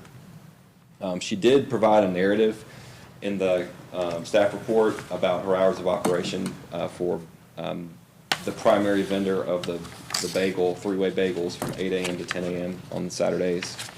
And then at the Planning Commission meeting, it was heavily discussed about the availability of bathrooms. As y'all probably know, the applicants provided an additional letter to make bathrooms available inside of Commerce Street whenever there's a mobile food vendor on the site. There is a site plan in your staff report to give you an idea where the food trucks primarily park in the 3 to 4 spaces along Northview and West Commerce Street at that intersection. They provided a picture of an existing event that they've had to show some of the safety protocols that they put in place with barriers and to kind of shield some of the pedestrian traffic from the vehicles in the parking lot. We did provide an aerial map to show the overall layout of the site and to show where the mobile food vendors proposed to go. And Claire's here and Josh as well, representing Commerce Street Market for the application. I did include the minutes. It's the same as the last application on your email and on your desk, and I'm available if you've got any questions. Board members, do you have questions for Austin? I don't think it's relevant anymore, but talk to me about a bathroom plan. Why was that put in there? What is the purpose of the bathroom? Because a lot of times when these food trucks are there, they're standalone, and there are no bathroom facilities on the site. And so we put it in the conditional use criteria just so the applicant can address it. In this case, they've got their business within walking distance that they're going to make available. So I just want to, I know you said it, but just to clarify about the bagel coming 4 times a month and then 1 additional. But is the way the application's written that they can have something 5 times a month? Like, what if the bagel guy doesn't show up or can't come a couple weeks? Does that mean that they could have something in place of the bagel truck? It's probably, I'm going to let them answer that because I don't Okay. want to speak for them. But what was presented was the 4 times for the bagel and then once for the additional mobile food vendor during an event or a standalone. So they might could address that a little bit more clearly. Okay. Any other questions for Austin before we ask Ms. Agner to come up? Okay. Ms. Agner, would you like to come speak? Okay, so I wanted to tell you all a little bit about our events while we're asking for this conditional use to even begin with. So, we're small, woman-owned business, Christian-owned. My main thing when I opened the store in 2015 was community give back. So I wanted to tell you about our events very quickly, just to tell you why we have the food trucks, why does it make sense. So in the past, I just wanted to give y'all a few numbers just so y'all can understand what the food truck helps with. So when we do these events, we normally only do them once a month. The reason we put the 5 was for the bagel man. And I do want to clarify we will not have another food truck. If he does not come, we will not have one in place of him. He only stays for 2 to 3 hours max. Sometimes he's only there for an hour because he only brings 32 dozen bagels, and when he's gone, he's gone. It's not like he sets up all day. He's very quick. He's been doing it for 7 years. Also want to point that out. He started at the farmer's market. So he's very well known in Hernando. He's always paid Hernando taxes. He's a good dude. That's why we even are doing this. But the community give back events, I just wanted to give y'all a few numbers so y'all can understand like why we want the food truck. So I'm just going to give y'all 5 instances of these community give back events we donated back to the community. In October 26th of 2020, Miss Angie Tacker's brother had cancer, and we actually did an event for him. We donated out of our own pockets $1,500. So what we did is we combined inside sales as well as the food truck sales, and we donated 10% out of our own pockets. We did that for Officer Swatzina's family. We donated $1,100 to them. Hazel May was a little girl who, she passed away, but we donated $3,300 to her family. So these events, just like the Hernando Animal Shelter we've donated over $3,000 to them. When we have the food truck, they're helping us with the traffic and the aspects of, we had a dinosaur event this past 2 weeks ago. We had about 2,500 people come through. So we brought in people from all over different states, and I have some of them that sign in the store, Arkansas, Alabama. They drive from all over. So we're bringing them to Hernando, and so when we have a food truck out there, it gives them another option. I'll also have signatures of all the businesses in our strip. I personally spoke with Martin next door. I spoke with Cash USA. I spoke with the church, and I can, we'll find those. But I turned those in, and I have all of theirs saying that they're okay with us having this once-a-month food truck. These are community events. I noticed that was one of the things in the conditional use permit, was saying what if it's better good for the community, and our events are give-back events. So they fall in the line of give-back community events. So what we're asking for is the food truck 5 times a month, 1 for our events, community give-back events, and then the 4 would be for the bagel guy who he's done business here for 7 years. So we just want him to be able to do bagels. I know Miss Ross, you know him as well. So he's a good dude. We're just doing it for that reason. But I was trying to think if there's anything else. Our neighbors come to the food trucks. I know we've had a lot of elected officials come when we have Cousins Made Lobster. So our events are for the community. We do them because they're exciting, they're fun. We have tons of parking in the front. We also have the parking in the back. We're also friends with Jenkins Flooring, and we can use their parking as well if we think that the food truck causes traffic. We opened our bathrooms for that. But I'm open for any questions. I'd be glad to answer them for y'all. So will y'all be opening your store at 8 in the morning when No, Dennis ma'am. is there? He will not be coming until 10 a.m. when we open. 10, okay. Yes, ma'am. Okay. But if we change our hours for November and December, which sometimes we open at 9 a.m., he won't be there unless we're open. We're Okay. only going to have him when we're there, just like any of the other food trucks. We would only be having them while the store is open to provide that bathroom, as well as security too. The barriers, the traffic cones, things like that, because we want it to be safe for the entire community. Alderwoman Lynch, you had asked a question earlier. Yeah, just that, I just wanted to make sure that, like, the bagel guy cannot be substituted for another Right, food truck if he that's cannot why I come. wanted to make sure that I talked to Austin today and amended that to let him know that the reason I had to do the 5 was because he comes on Saturdays. So I didn't want y'all to think I'm trying to do one every single Saturday. I'm not. It's the bagel guy will be 4 of those 5. He comes every Saturday, just like Brown's Dairy, like, you know, to Hernando. So Right. that's why I put the 5 in there. So basically, you're asking for 1 event food truck a month. Yes, sir. But I had to put about the bagels. Yes, sir. Okay. But our events are community give-back events. Like, I can provide any documentation on that, and they're for the community good. We don't charge people to come to our events.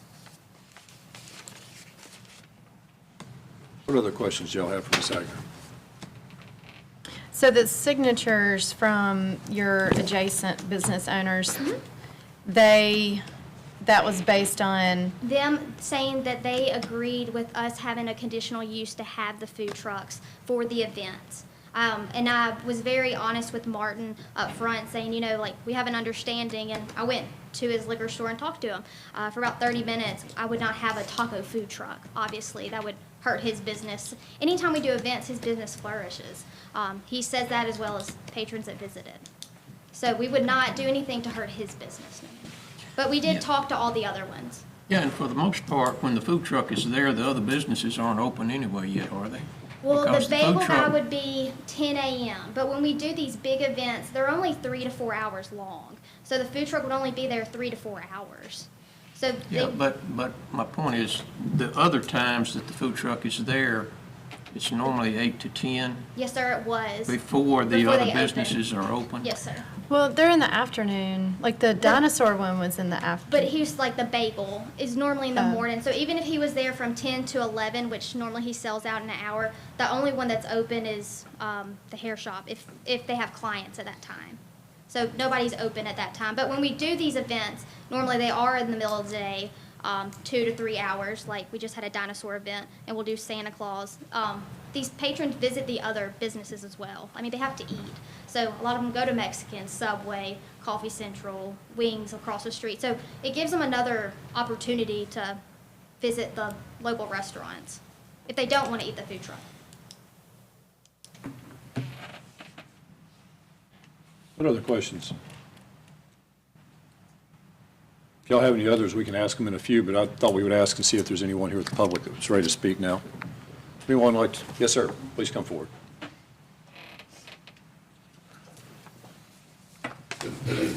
I'm a non-resident, if that's okay. I'm close. My name's Morgan Billingsley. I live at 1636 Star Landing Road West in Nesbit, so I'm a lot closer to Hernando than I used to be. I haven't moved. But I just wanted to talk about the bagel guy. He's the reason I come to Hernando on Saturday mornings year-round. There are other things that would draw me, but if I'm not going to a baseball tournament for one of my grandkids, I'm at that bagel truck every Saturday. And he's there every Saturday. I think he's missed one day in the past couple of years, and that was because he took his mom's ashes to New York for a funeral. So, but he has a product that nobody else has. I drove to Oxford one Sunday to pick up 3 dozen bagels because I just had to have some more bagels.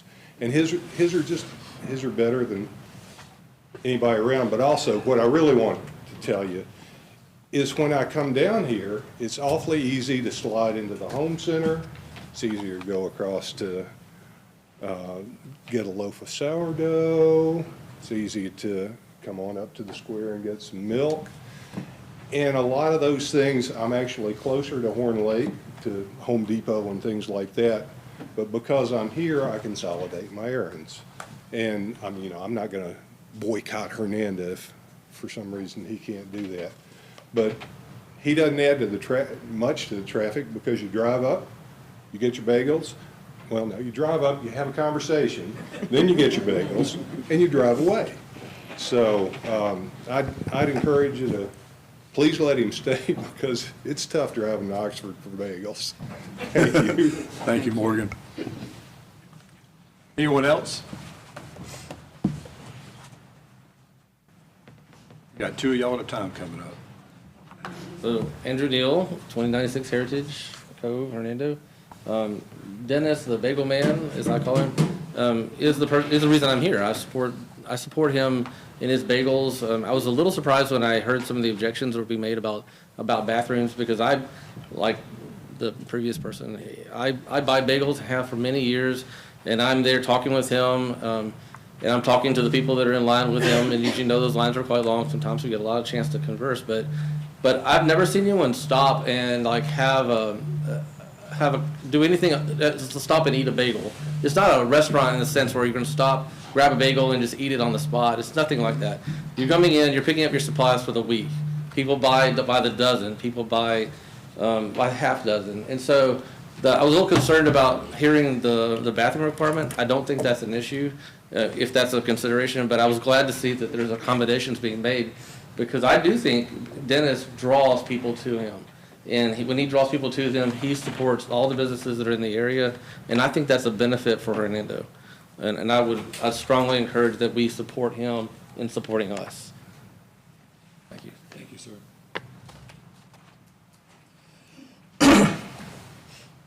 Hi, Mary Agnes Ledbetter, 960 Cedar Grove Parkway. I feel like Dennis, the Bagel Man, has been a total asset to our community. I have met people that have moved here from all over the country, northern people that want just great bagels. I never liked bagels. I thought they were disgusting. My father called them that hard Yankee bread. And, you know, when you buy them from the store, they're disgusting. But Dennis totally got me hooked on them. And I have met people, I met Andrew and the other people that I wouldn't have met otherwise. Dennis is a wonderful person. He's given her to our community. He would give you the shirt off of his back. He's given me bagels, or he's got these little meat pie things, and he gives away as much as he sells, and that's the honest truth. He wouldn't tell you this, but he is a very generous person who, if a child walks up, she gets a bagel. If somebody has a dog, the dog gets a bagel. I'm not kidding. I mean, he is extremely generous. He's a wonderful person, and I have missed him for the last couple of months. My waistline has not missed him, but I've missed seeing him, and I've missed seeing the people. I shop at our local small businesses. On Saturday, I go and buy meat and bread and dairy, sourdough, vegetables from the farmer's market. I shop with our small business owners, and I resent the fact that we've been denied the choice of getting bagels. I buy sourdough, and I buy the other from the brick and mortar. I eat steak. I want to support our small businesses. I want to see my friends that are standing in line to get bagels. And I have never, in all these years, needed to use the restroom where it's just like, oh no, I can't go get bagels. I've got to go to the bathroom. You know, there's a McDonald's right up the street. You know, nobody needs to use the restroom at 8 or 9 in the morning. So do whatever you have to do to get Dennis back in our community, because we miss him. Thank you. Anyone else?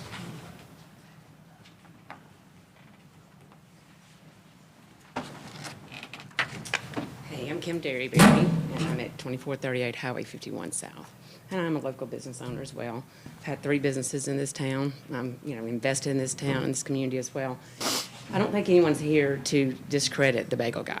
And I think the bagel guy, I don't eat bagels, but I'm assuming they're delicious from what people say.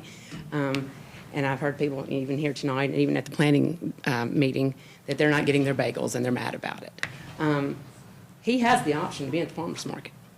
There's no reason he cannot be at the farmer's market where he was. He was not kicked out of the farmer's market.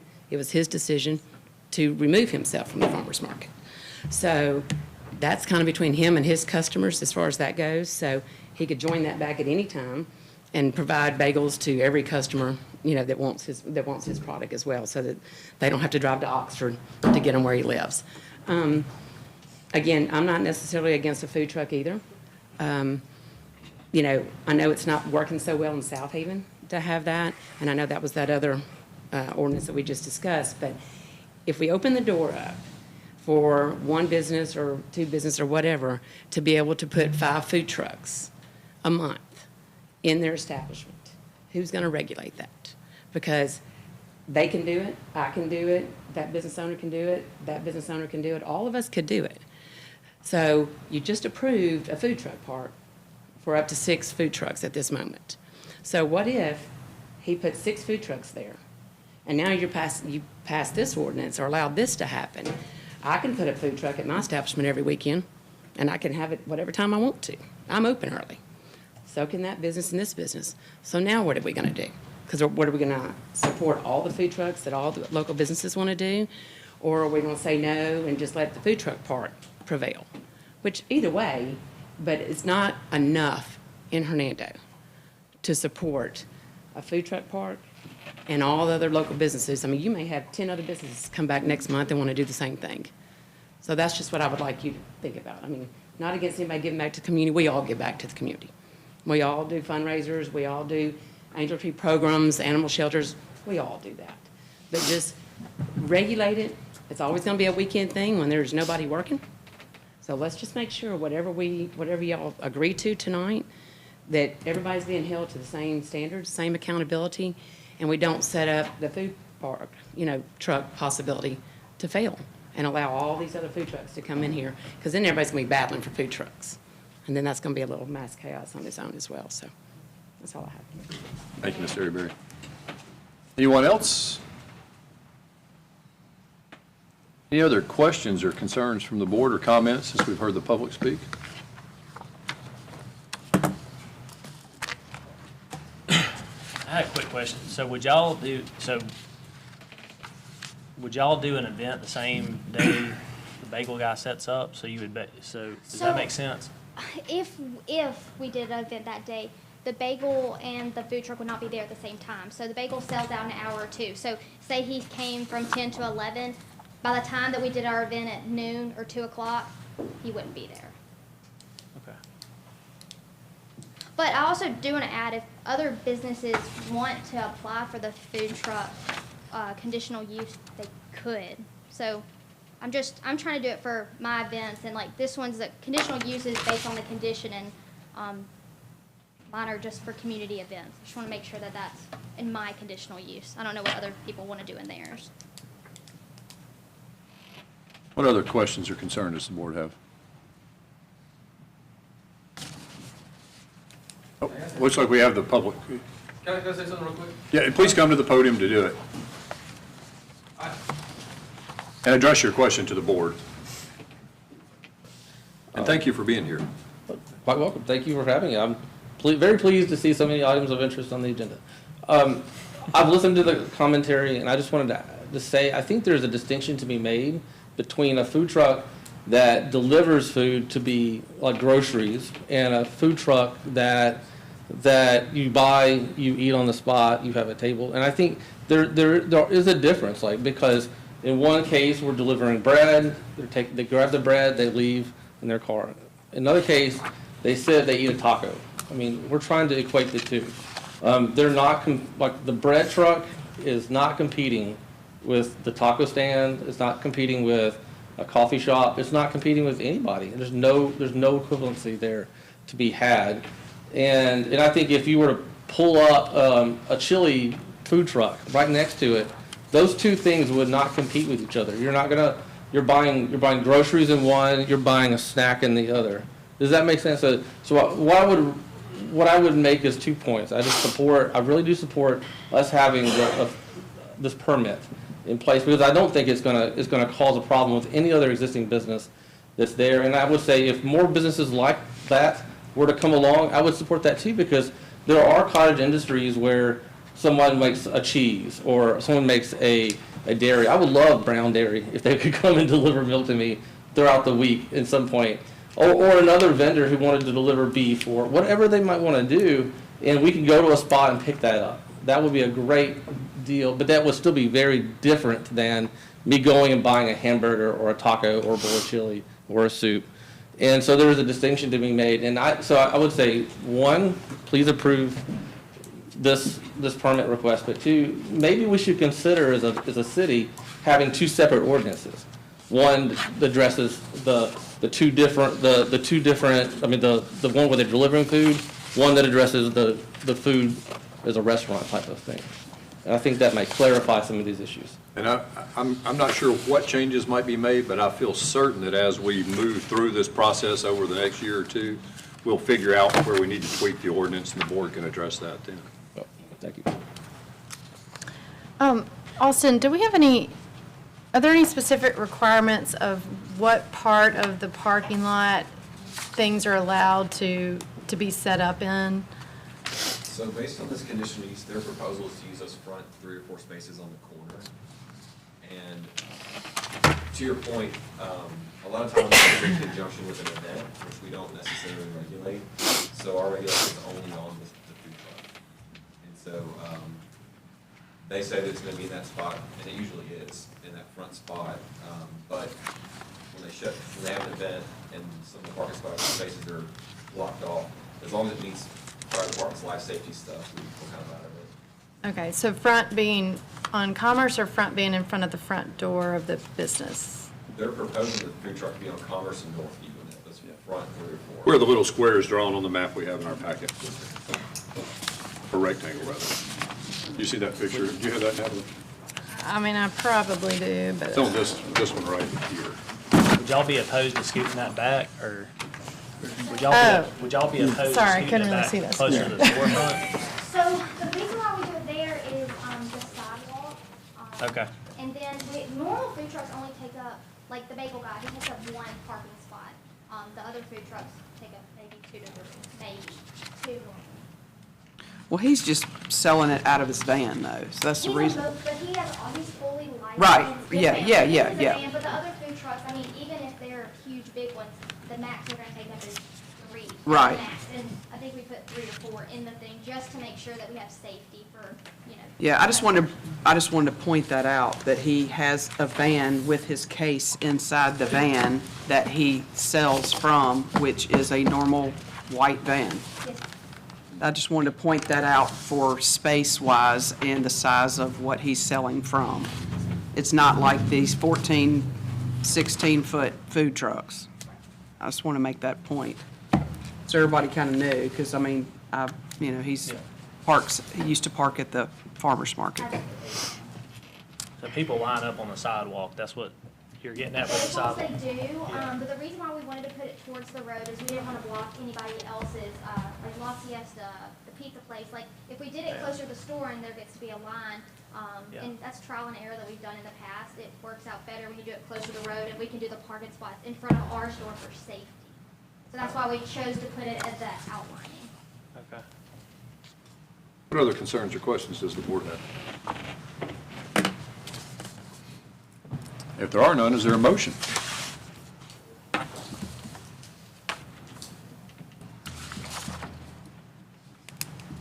Mayor, I'll make a motion to overturn the planning commission denial and approve the application by Ms. Agner, owner of Commerce Street Market, for conditional use of a food truck to be operated at 74 West Commerce Street, with the conditions listed here 1 through 5. There's a motion. Is there a second to the motion? Second. There's a motion and a second. Roll call vote, please. Can I ask a question? Yes. Do we put a time frame, a time limit on this conditional use? I think it was when the business is open and the bathrooms are open. No, I mean like a 3-year. Oh, okay. Historically, yes. And do we need to add in Alderman Wicker, did you have a the year? 5 trucks that only one is I'm separate open from to the bagel discussion on guy? that, so I mean, what do y'all think? If it's in their application, if you approve it as applied, that would be covered. Okay. Now, the time limit is something y'all do need to propose. As applied? Yeah, as applied. Yeah, sure. but the time limit needs to be in there. Yeah, 10 o'clock in the morning. The store owner. Oh, the years, well, I don't know, I think we've done 3 years in the past, does 3 years sound fine? That'd be awesome. Okay. So are you amending your motion Yeah, to to 3-year include 3 conditional years. use? And the second, will you do a second to that? I think that was, Alderwoman Ross, will you do a second to that motion with the Second. 3-year time limit? Okay. There's a motion and a second to overturn the Planning Commission's decision with all the criteria asked for and a 3-year conditional use. Can we have a roll call vote? Alderman Miller. Alderman Robinson. Alderman Robinson? Alderman Wicker. Aye. Alderman Ross. Aye. Alderman Piper. Aye. Alderman Harris. Aye. Alderwoman Lynch. aye. Motion passes. Okay, thank you all. We will move on to item 17.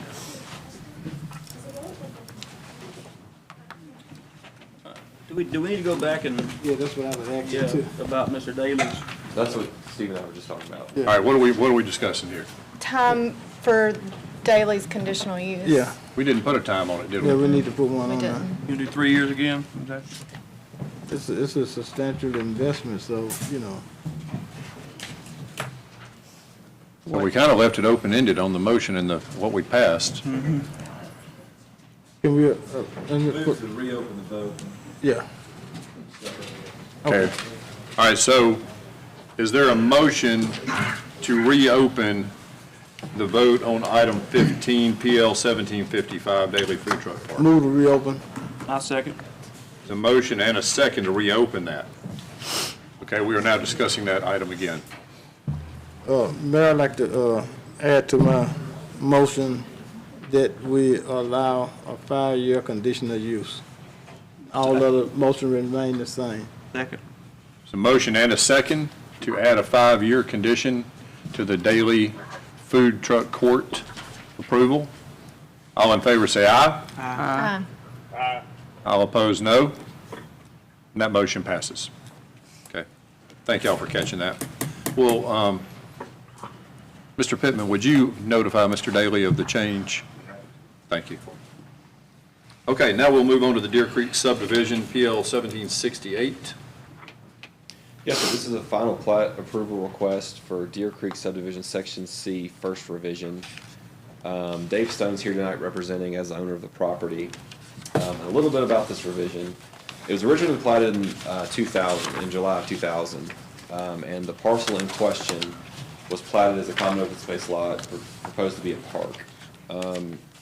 Of course, of then to now, the HOA has gone defunct and the property was sold at the tax sale. The original purchaser subsequently sold that to Mr. Stone, who lives adjacent across the street to this parcel, and he's been maintaining it for some years. And so the 5.28 acre parcel, originally classified as common open space, Mr. Stone's requesting to change that classification to be a sequenced lot on the tax roll to make it available for building permitting. And so the 5.28 acre parcel has one realistic building site immediately next to lot 42, on the west side of lot 42. The rest of the parcel is wooded. A significant ditch is in the rear of the parcel. And if approved, one building site would be permitted, and that's, like I said, just next to lot 42. It would basically be a single-family residential lot. That's correct, very large. The zoning is R12, and one of the questions at the planning commission meeting came up was the requirement of common open space.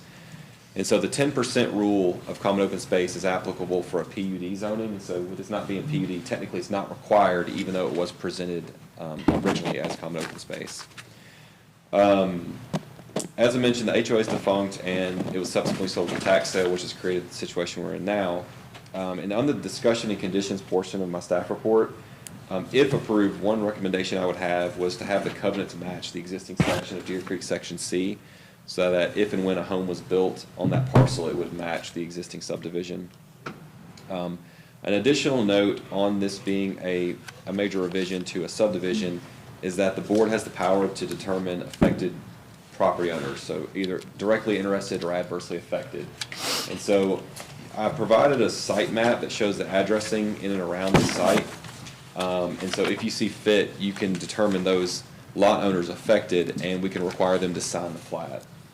And so you may think adjacent property owners. In the past, I've seen it to where it's an entire section. That may not be applicable here, but the determination is made by the board of who is affected or directly interested. All the rest of the criteria in the staff report under conditions is our standard subdivision approvals.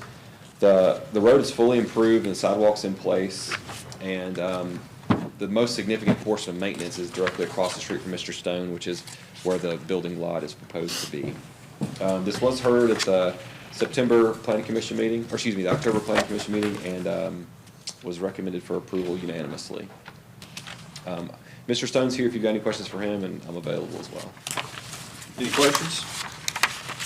You did a substantial amount of sewer work over there. Okay. I would just want to make sure that we have a written-in easement so we can access those utilities that go back through there. Absolutely. Across those ditches. We actually purchased Did we? an easement. So we have that easement. That's right. Any questions or concerns? If not, could I have a motion? Mayor, a motion to approve, recommend approval of final plat for Deer Creek subdivision Section C, first revision by Dave Stone, owner of property subject to staff conditions. The subject property is listed as parcel 307-307-1400011-801, located on the south side of Fawn Lane, east of Deer Creek Drive. Currently addressed as 45 Fawn Lane. Second. Some motion and a second. All in favor say aye. Oh, I'm sorry. Go ahead, hold on. Does the board have any affected parties so we can reflect that on the plat? I don't know if we did need you say, affected affected? parties. I'm going to give my opinion on that, and I'm not the lawyer, but the homeowners quit paying the taxes on the land and effectively gave it up, in my estimation, the HOA did. So I don't know that, I think they gave up their ability to be affected parties, really. And it would cause a lot of paperwork for you to have to go gather those. Definitely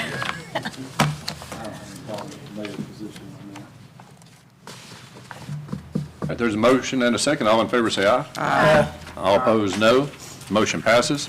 I would like to make note, Mr. Stone, as a city, I appreciate, as all of us, and most of us don't realize it, but you've been mowing that for years, and you didn't have to. 22 years. And you have made that neighborhood look a whole lot better, and I'm sure a lot of people were happy about it, just didn't know who to thank. But on behalf of those people, we thank you for doing that.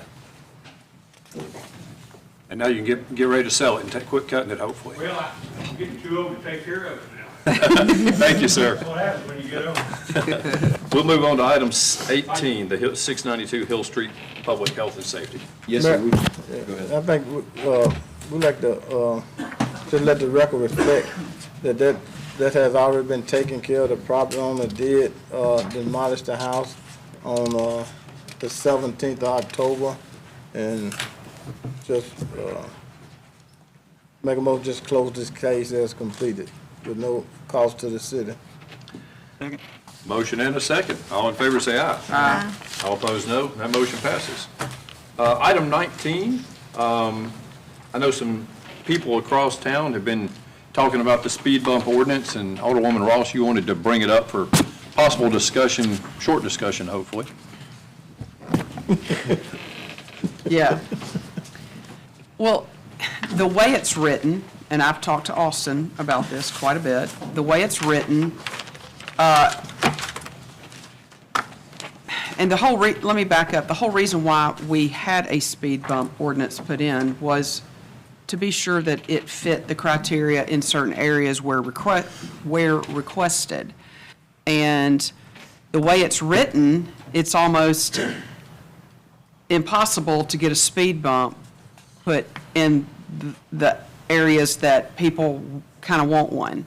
They can check all the boxes and still it doesn't make sense. I mean, we've talked to fire, police, I've talked to Austin a good bit about how we can maybe amend this to where we can look at the areas but have the final say with fire, police, and board where it meets the criteria and it makes sense. No one wants speed bumps all over the city.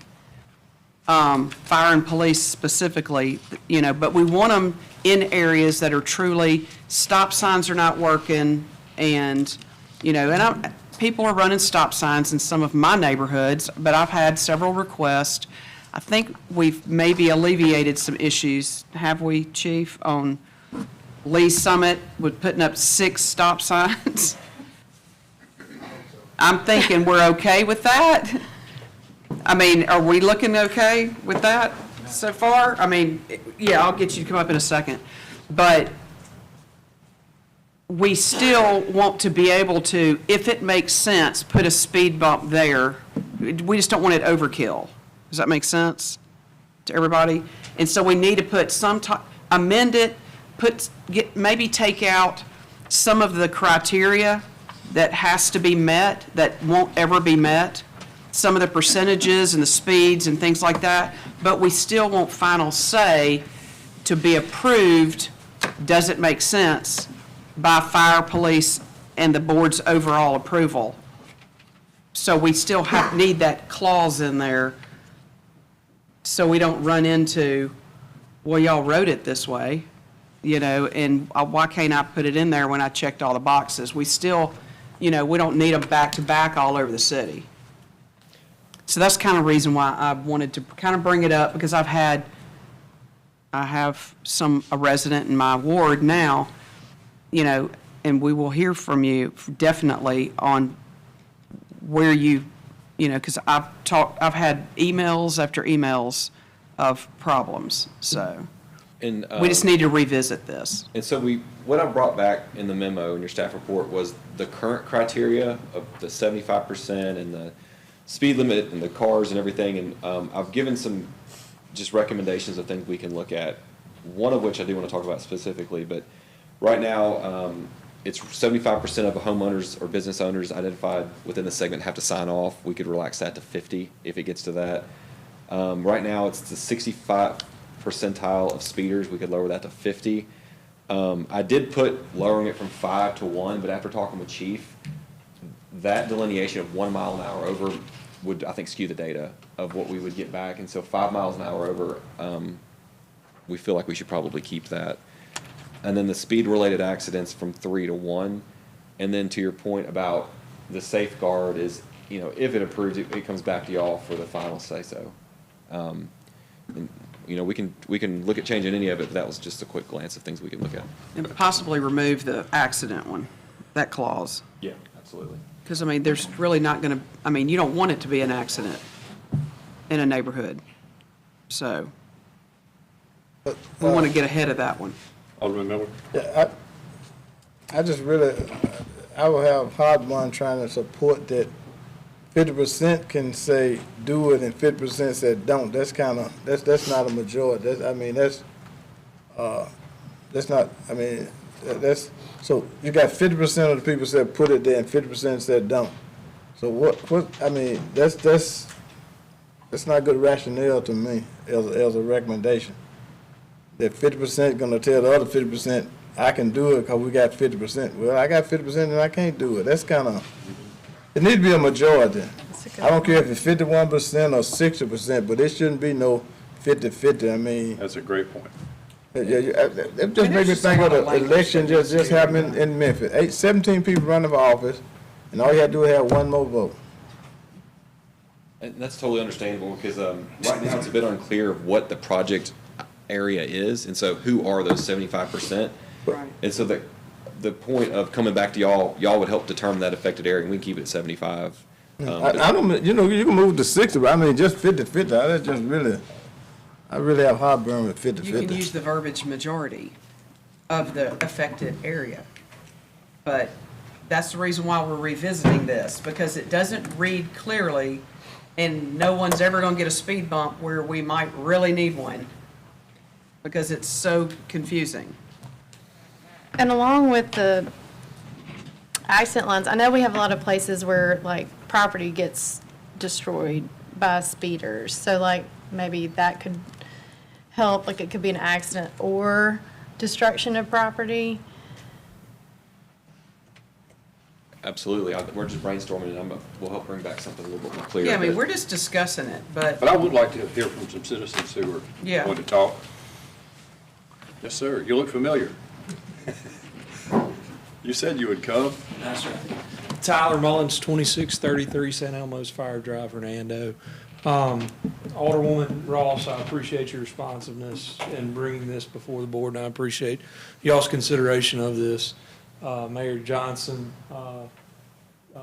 Police Chief, Assistant Police Chief, I appreciate y'all coming out and visiting our neighborhood. Sure. I appreciate the stop signs that were put in place. Our neighborhood, Lee Summit, I'm in phase 2 of currently what is now going to be a 3-phase subdivision. But our block and a half contains about 46 children and grandchildren that are regularly in the neighborhood. We additionally have 2 of our residents are wheelchair-bound handicaps that are regularly out in the neighborhood as well. While the stop signs have done some good, I'm guilty. I've lived there for nearly 10 years. I ran one the other day. I wasn't used to it. And we will become used to it, but I can tell you it's widely known. One of our neighbors pointed out it's widely known amongst high school students that it's a good cut through from Holly Springs to Commerce. So they skip Mackinville and Commerce intersection. And I know that there's some things that Mayor Johnson pointed out that hopefully will alleviate some of that. But people are going through our neighborhood because they're in a hurry to get somewhere. They're not going down through the major thoroughfares because they're in a hurry, and they're coming through our neighborhood in a hurry. And the stop signs have helped, and I greatly appreciate that. But a reminder that the stop sign is there before you get to the stop sign, strategically placed when it makes sense, would be help and a safety measure as well. And I really appreciate y'all's consideration in this matter. Appreciate y'all bringing it back up. Thank you very much. All right, thank you for being here and speak on it. Does it make, I have a question real quick. Does it make sense to put those, what do y'all call them, rumble strips or whatever? Rumble things? I think if you're following the Uniform Traffic Control Manual, rumble strips before a stop sign are for higher speed roads. Okay, okay. We can have Chris check that though for us. We could, absolutely. Yeah, it's a good point though. But I mean, One thing we can do that I've thought about, like he said, he ran the stop sign because he didn't know it. And if you see us, if you're just driving, you may not see the stop sign, but if you paint a stop bar there, it's just another thing to make you think about stopping. That's reflective? Yeah. So that might be something for us to look at as an option too, just to aid in identifying where they're at. Okay. Yes, ma'am. I'm sorry, I didn't mean to ignore you.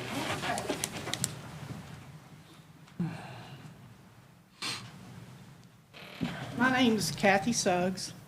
I live at 1827 Gwynn Road.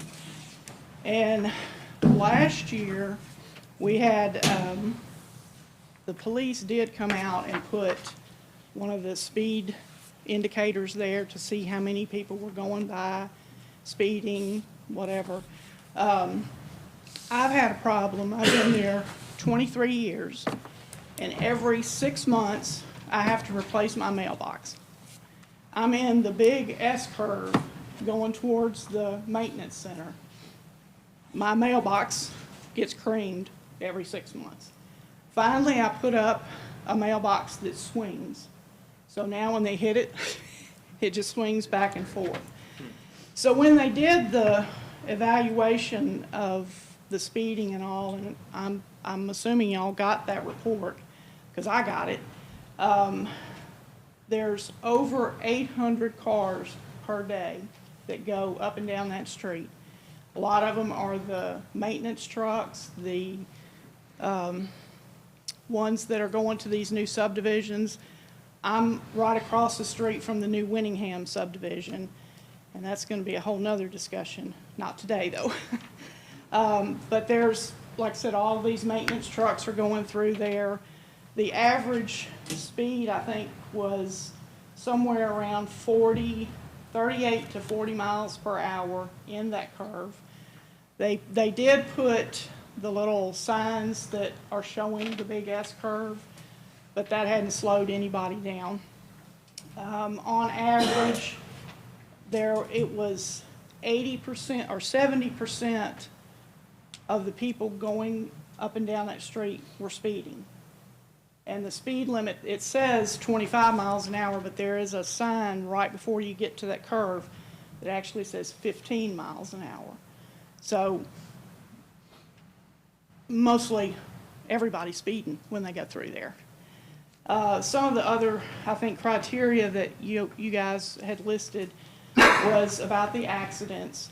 Now, again, I'm at the big S curve.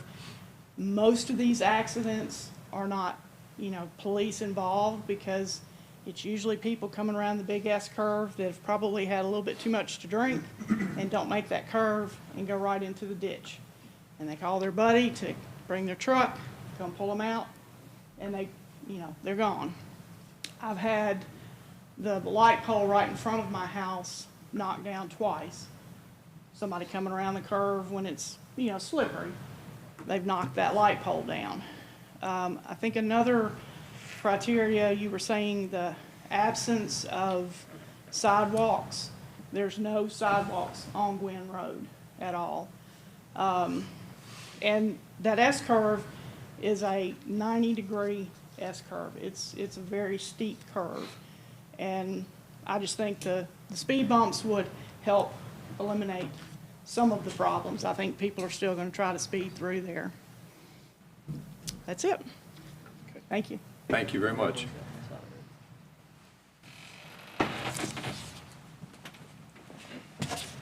I think Austin has laid out a couple of changes, proposed changes maybe, and we've had some discussion. Do y'all want to consider these and come back at a later date to talk about actually adopting a change? Or you want to make a change tonight? I'd like to take some time to consider it. I know that we've had these since Friday, but I certainly want to take like a larger look at the data and exactly what all the 15 instances were, along with some of the other things that we've considered here. To see what we can come up with. I mean, it definitely needs to be revised. I would like to, I would like to see the requests that came through that we never seen. The data and the results? The request, because I do know, well, I was told that some did come in and turn in a request for speed bumps, but it never made it, to us, as far as I'm concerned, it might have been said that they didn't meet the right criteria. So I would like to see that data and see specific on what happened. How many have we had, Austin? 14. Okay. Yeah, I would like to see it, specific requests. Can you put those And together then in that a would- Word document or some sort of And I document? think that would show us some data on where they were missing the mark at, because I think some of those streets we deemed that they needed them, but for some reason they missed the mark. So that'd be a good starting point as we look at changing the criteria. I would think and look at where they missed it at. Along That's with a what great Alderman idea. Ross is saying, We can certainly share that. Yeah, that's a great idea, because we can see, maybe it's a great Yeah. location for one, but, Totally agree. yeah, it didn't meet some criteria that we Yeah. were probably going to strike or revise anyway. Okay. So, We'll get that to y'all as soon as Austin can pull it all together in one pile. Thank you. Okay. This was just a discussion, so I don't think we need a motion to table or anything. So if everybody's through, we'll move on to the next one, and we'll get y'all that information. thank you. Item 20 is the request to revise, which is number PL 1691. Yes, sir. This is a request to revise the approval criteria of the Kaycee two-lot subdivision on the west side of Kaycee, north of Southern. Ross Smith is the applicant. He's recently had surgery and couldn't make it tonight. But the property was rezoned to R6 and then subsequently platted at the same meeting in January of 2022. And I think there was some confusion of the applicant and our requirements of a sidewalk at the site. Item number 4, listed in the staff report that sidewalk should be installed on the east side of Kaycee to the extent of the road that borders the subdivision, and the request is to waive that. And so we're currently, we have it under bond in our department, and so we can't release that bond until this is waived. Alderman Miller, that's in your ward. Do you have an opinion on that? and we had talked about this, and there was one of, called oversight, and when I talked back to Austin, and we think that we know what happened, because there was a heavy agenda, and there, a whole lot of activity was going on. The rest of it, nowhere on Cathy Street, or even on Darrell Cole, or anywhere down in there have sidewalks. And that's all the way to Oak Grove Road. That's from Park, on top of the hill, all the way to West Oak Grove. There's no sidewalk nowhere. And so we're just having 30 foot of sidewalk, and everything else is already built out. That would be almost like a bridge to nowhere. I mean, and then what would cause that also will cause us not to develop, which we're not trying to save him money, but that will cause, in order to install those sidewalks, a pipe would have to be put in. And then when you put in that pipe, and then it become a city responsibility, because we're going to have a pipe that we wouldn't have had to put in for 30 foot of pipe and covered, that will cause in 10 years some more additional cost to the city. And I don't see the city having that additional cost in 10 years with 30 feet leading to nowhere, because everything else has been developed in, except for that one last lot that's going up the hill, coming up the Park Street to the north. So I can support, that, waiving it because of what else going on in that area and already been built out. Is there any more discussion on this item? Do we have a motion? Make a motion to waive the sidewalks. Second. Motion and a second. All in favor say aye. Aye. All opposed, no. Motion passes. Item 22 is to 21. Thank you. The discussion of allowing an adjustment to water bills to relieve the DECRUA fee when filling a swimming pool, which was tabled from the last board meeting. I wasn't here, but I think you were asked to bring some data back, Lord. Yes, sir. I think Madam Clerk put it in the packets from the Mississippi Code. Looks like 21-27-27. Answer any questions about it or different opinions, I guess. And just for the record, for people that may not be here or don't have a copy of this, I'll read that section of code, which is just a couple of sentences. No free service shall be furnished by any such system or combined system to any private person, firm, corporation, or association.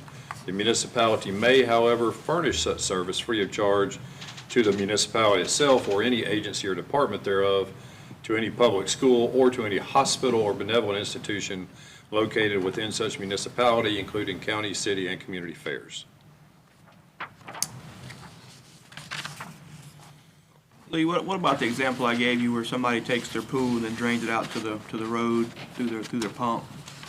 They would be incurring the DECRUA fee, and then the city would not. Is that correct? Yes, sir, that is correct.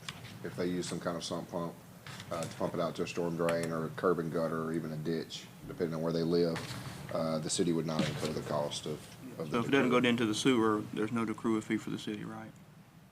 That's correct. Yes, sir, 100%.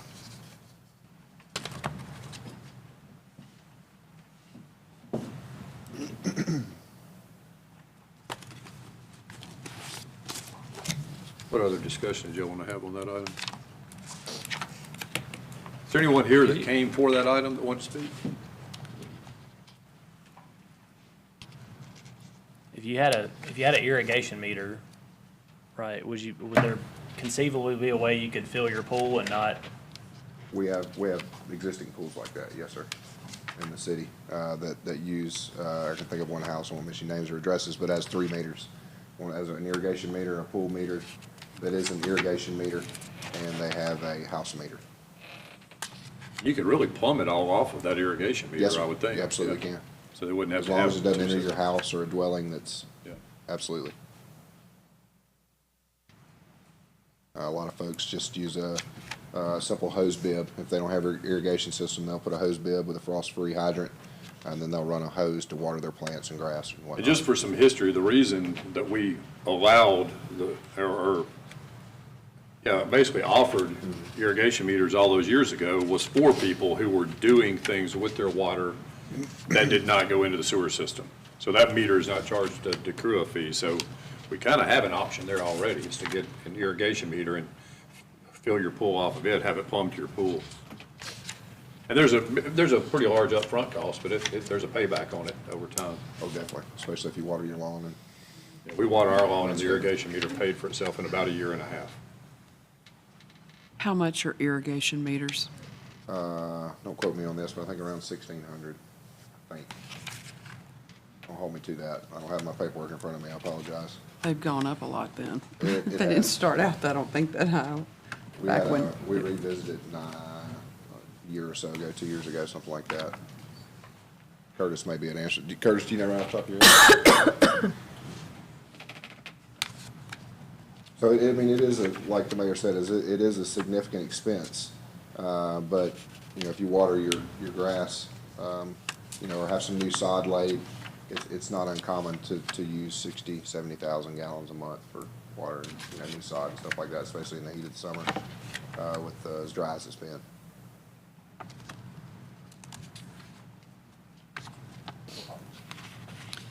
well, just backstory on the reason why this was even being discussed is because so many people call the water department and ask, They do. will y'all waive my DECRUA fee? Yeah. Because I'm filling up my pool. So that's basically why we're discussing this. And as from the last meeting, we still have to pay DECRUA. That's correct. So we're basically waiving their fee, but the city's still paying it to the crew. We'll pay it later. Right. So that's, I just wanted to kind of get everybody up to speed on what the last conversation was as to revisit it, since it was tabled, because we wanted to know if it was actually a legal thing to do or not.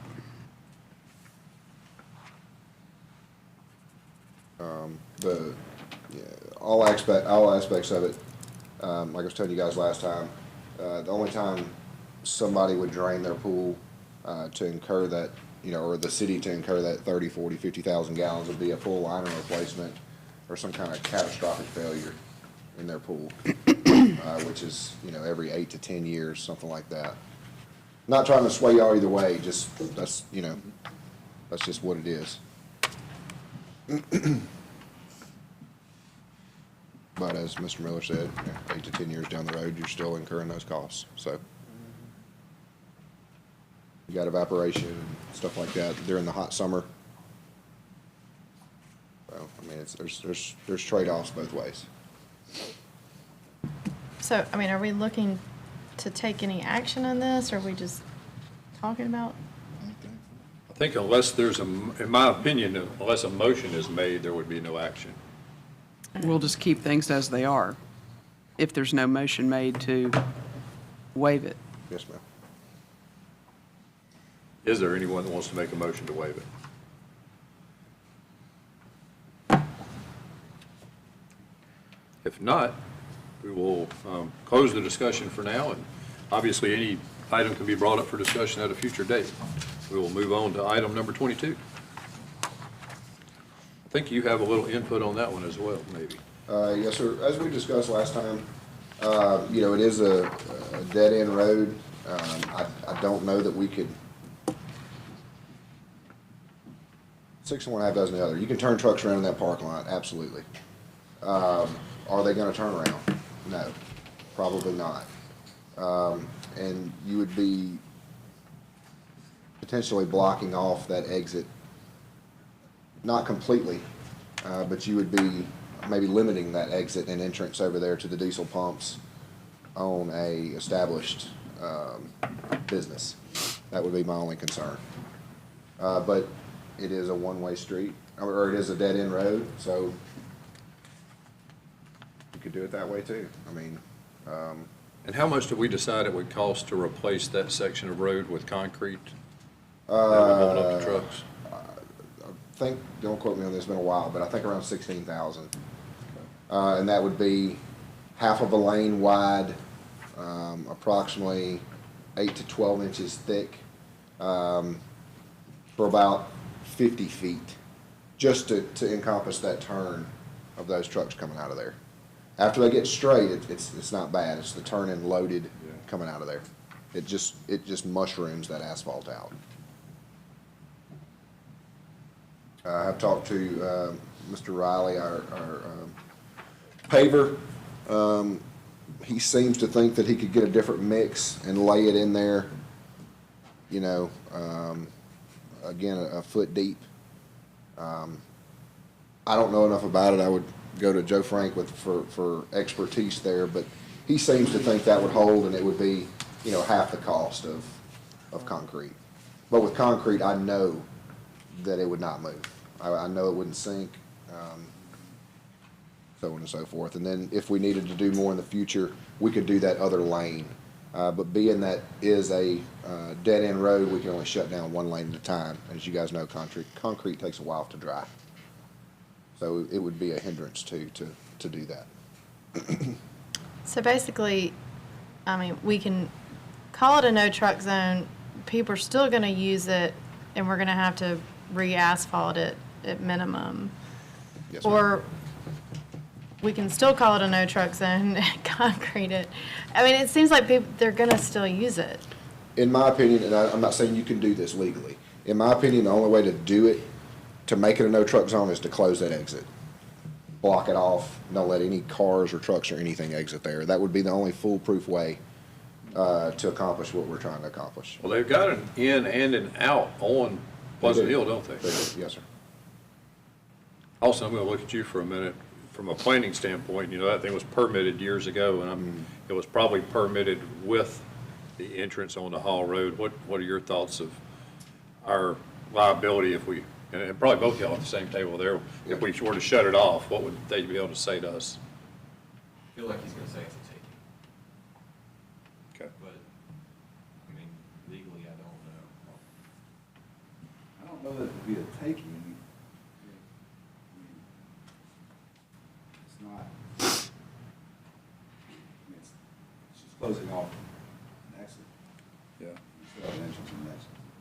And I guess the other piece to that is the neighbors on that road probably like having that side entrance to get in there. They don't want to have to get out on Pleasant Hill to go there. Did you say by closing it, it would prohibit it? I don't know if any of them go there because of all the They're just mad the about trucks it. that have torn up the road and the trailers that have been parked on their street and the accidents that have been caused by it, but I mean, I don't know. I might be too close to it. We could put no parking, trailers on the road. We could do that though, couldn't we?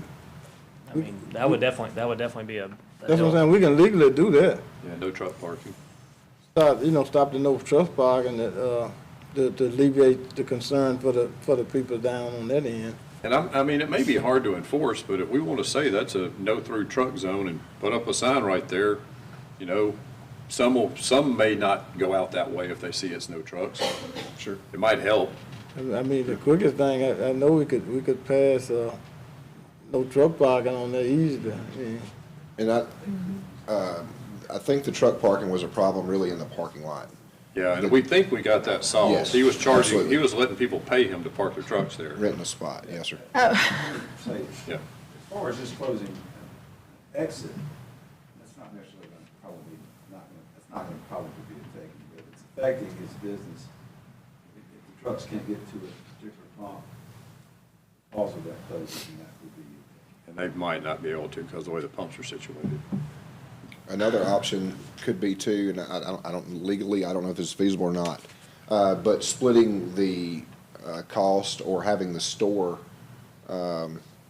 pay the cost in order to strengthen the road and make it where trucks can go in and out of it. And I don't even think y'all be interested in that. I'm just throwing it out there. I don't think we can do that. Yeah, they're public streets. Yeah, we don't streets. Sure. I don't think we need to pay for asphalt. I think we need to get will be a our- firm price on concrete if that's a pure fix, because then we've paid for a foot thick of asphalt that's gonna get chewed up again. I mean, that's a waste of money in my opinion.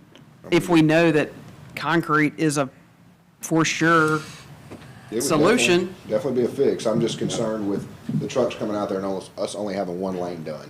Then when they get to the other lane where those two materials meet, there's always gonna be that void there. It's not gonna be a solid Yeah. piece. Y'all can see that we did something similar right behind this building years and years ago. Our fire trucks were eating up the asphalt, so there's a concrete section of Center Street back there. Sure. To alleviate it, and that's Well- about all we could do. Well, can't you just close it until the concrete dries on both sides?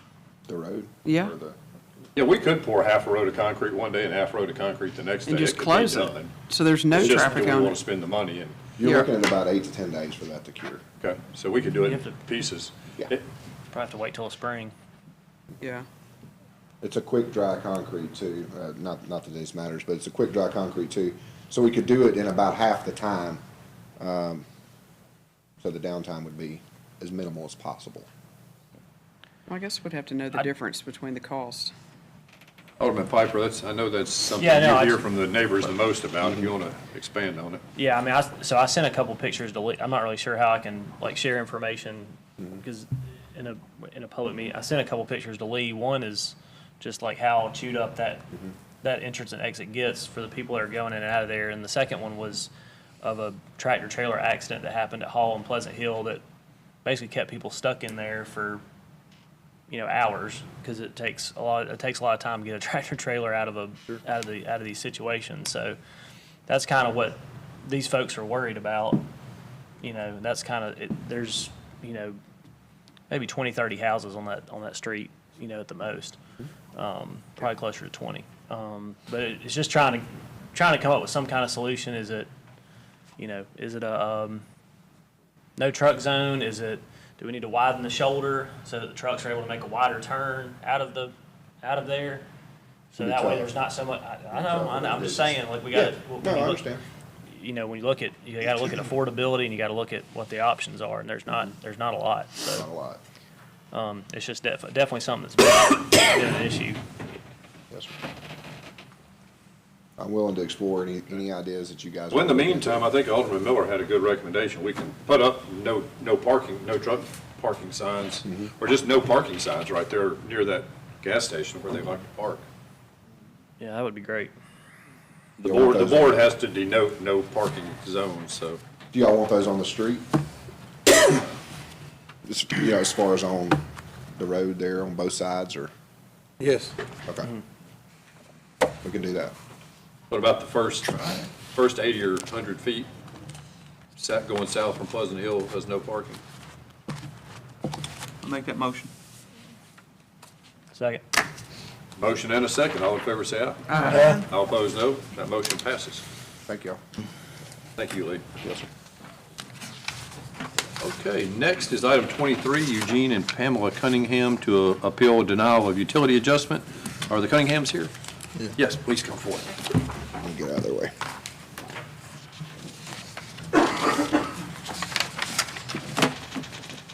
Good evening. My name's Pamela Cunningham, and I live at 832 West Oak Grove Road. Unfortunately, we had an incident with our upstairs toilet that it was running, and apparently it ran for a little while. I'm not sure how long, but I try to go up at least once a week, once every other week, and flush the toilets. And we used 5 gallons of water the previous month, and that month, the month that we have for this, the bill that we have for this month, used 23,000 gallons. So it's a significant amount of water usage. But the problem is that my husband and I, we're seniors and we're on a fixed income. I'm 68 and he's 77 years old. And I'm requesting if you all would make an adjustment to the bill. And then too, another thing is that this meeting occurred after the due date of the bill that's due. And then that's a 10% increase as well, 10% of the balance of the bill, which would be another expense incurred. And we, like I said, we're on a fixed income, we don't work. And I'm just asking for an adjustment. The previous bill was $74.64. This month is $235 and some change. It may not seem like a lot of money. It's like $160 plus. But it is significant to us because we're on a fixed income. Mayor, haven't in the past, haven't we waived the accrual fee on incidents like this? You know, it's been so long since we've seen one, but that would make sense because the accrual fee wasn't used. Right. And I know normally we don't do inside, but in this case, this incident at hand, and we have did some incidents because we did some. We made provision where a homeowner was out of town and they had a toilet leak, and when they came back, we did make that adjustment where we normally don't make adjustments on toilet leaks based upon extenuating circumstance. And I feel like this one of those extenuating circumstances because it's upstairs toilet that don't be used, where if it was downstairs where you're at all the time, then you were more than apt to see what's going on. So I think we could, make the adjustment because of where we're located at, and they wouldn't have knowledge of it unless they regular use. And she's saying before us tonight that that's a toilet that they don't go to at least maybe once every week or two or something like that. So the adjustment's the $133.80 that's requested? Yes. Hopefully we can do the full amount now. So Austin, this number that's written on here, the 133.80, that's when we do it, That's the math y'all do for, Lee, why I call you Austin, I'm sorry. Austin's like, I'm not sure on utilities. So that's the math we do from the Chairman, average. you're doing good, man. 6 month average. Okay, 6 month average, okay. Yes, sir, and that's the high bill Okay. is the difference. So the adjustment requested is the 133.80, the difference? That's what a normal adjustment would be. Okay. If it would be. Then you've got a breakdown right above that of the water, sewer, the wastewater, and the crew. All of that is together there, equal that 217.70. So it wouldn't be a, like I said, it wouldn't be a forgiveness of the whole bill. It would, that's what we would do if it was if the leak. If it had been outside, It's you been could do it. outside versus inside, it'd been different, so. It would have been the entire 235.20. No. No, the 133.80. Yes, I mean. There's a lot of numbers on here. I'm trying to get them straight. If we allow the adjustment based upon her not knowing the cost of where we're located at, it would be the same adjustment as it was on the outside, correctly? And so the 133.80 is the adjustment that if we would approve, that we would approve. That's how much it's adjusted. Yeah, that's what I was asking. Right, that's a, Ms. what I was Cunningham, it asking. wouldn't be everything you're asking for, but the board's considering adjusting off $133.80. That's all I was asking. and Mayor, I needed a make that number. motion to adjust 133.87 or whatever. second. There's a motion and a second Waive the late fee. to do that and waive the late fee. Second. Okay? Thank you. So there's a motion and a second to waive that late fee plus the $133.80. All in favor say aye. Aye. All opposed, no. That motion passes. Thank you all so very much. Yes, ma'am. If you would just come, I'm gonna look at Lee. Yep. Will you work with Ms. Cunningham and your water clerks to get that taken care of? Okay. Thank you very much. All right, item 24, the normal utility adjustments. Mayor, I make a motion to approve the utility adjustment docket. Motion and a second. All in favor say aye. Aye. All opposed, no. Motion passes. Motion to You go, adjourn. Chad. All in favor of adjourning?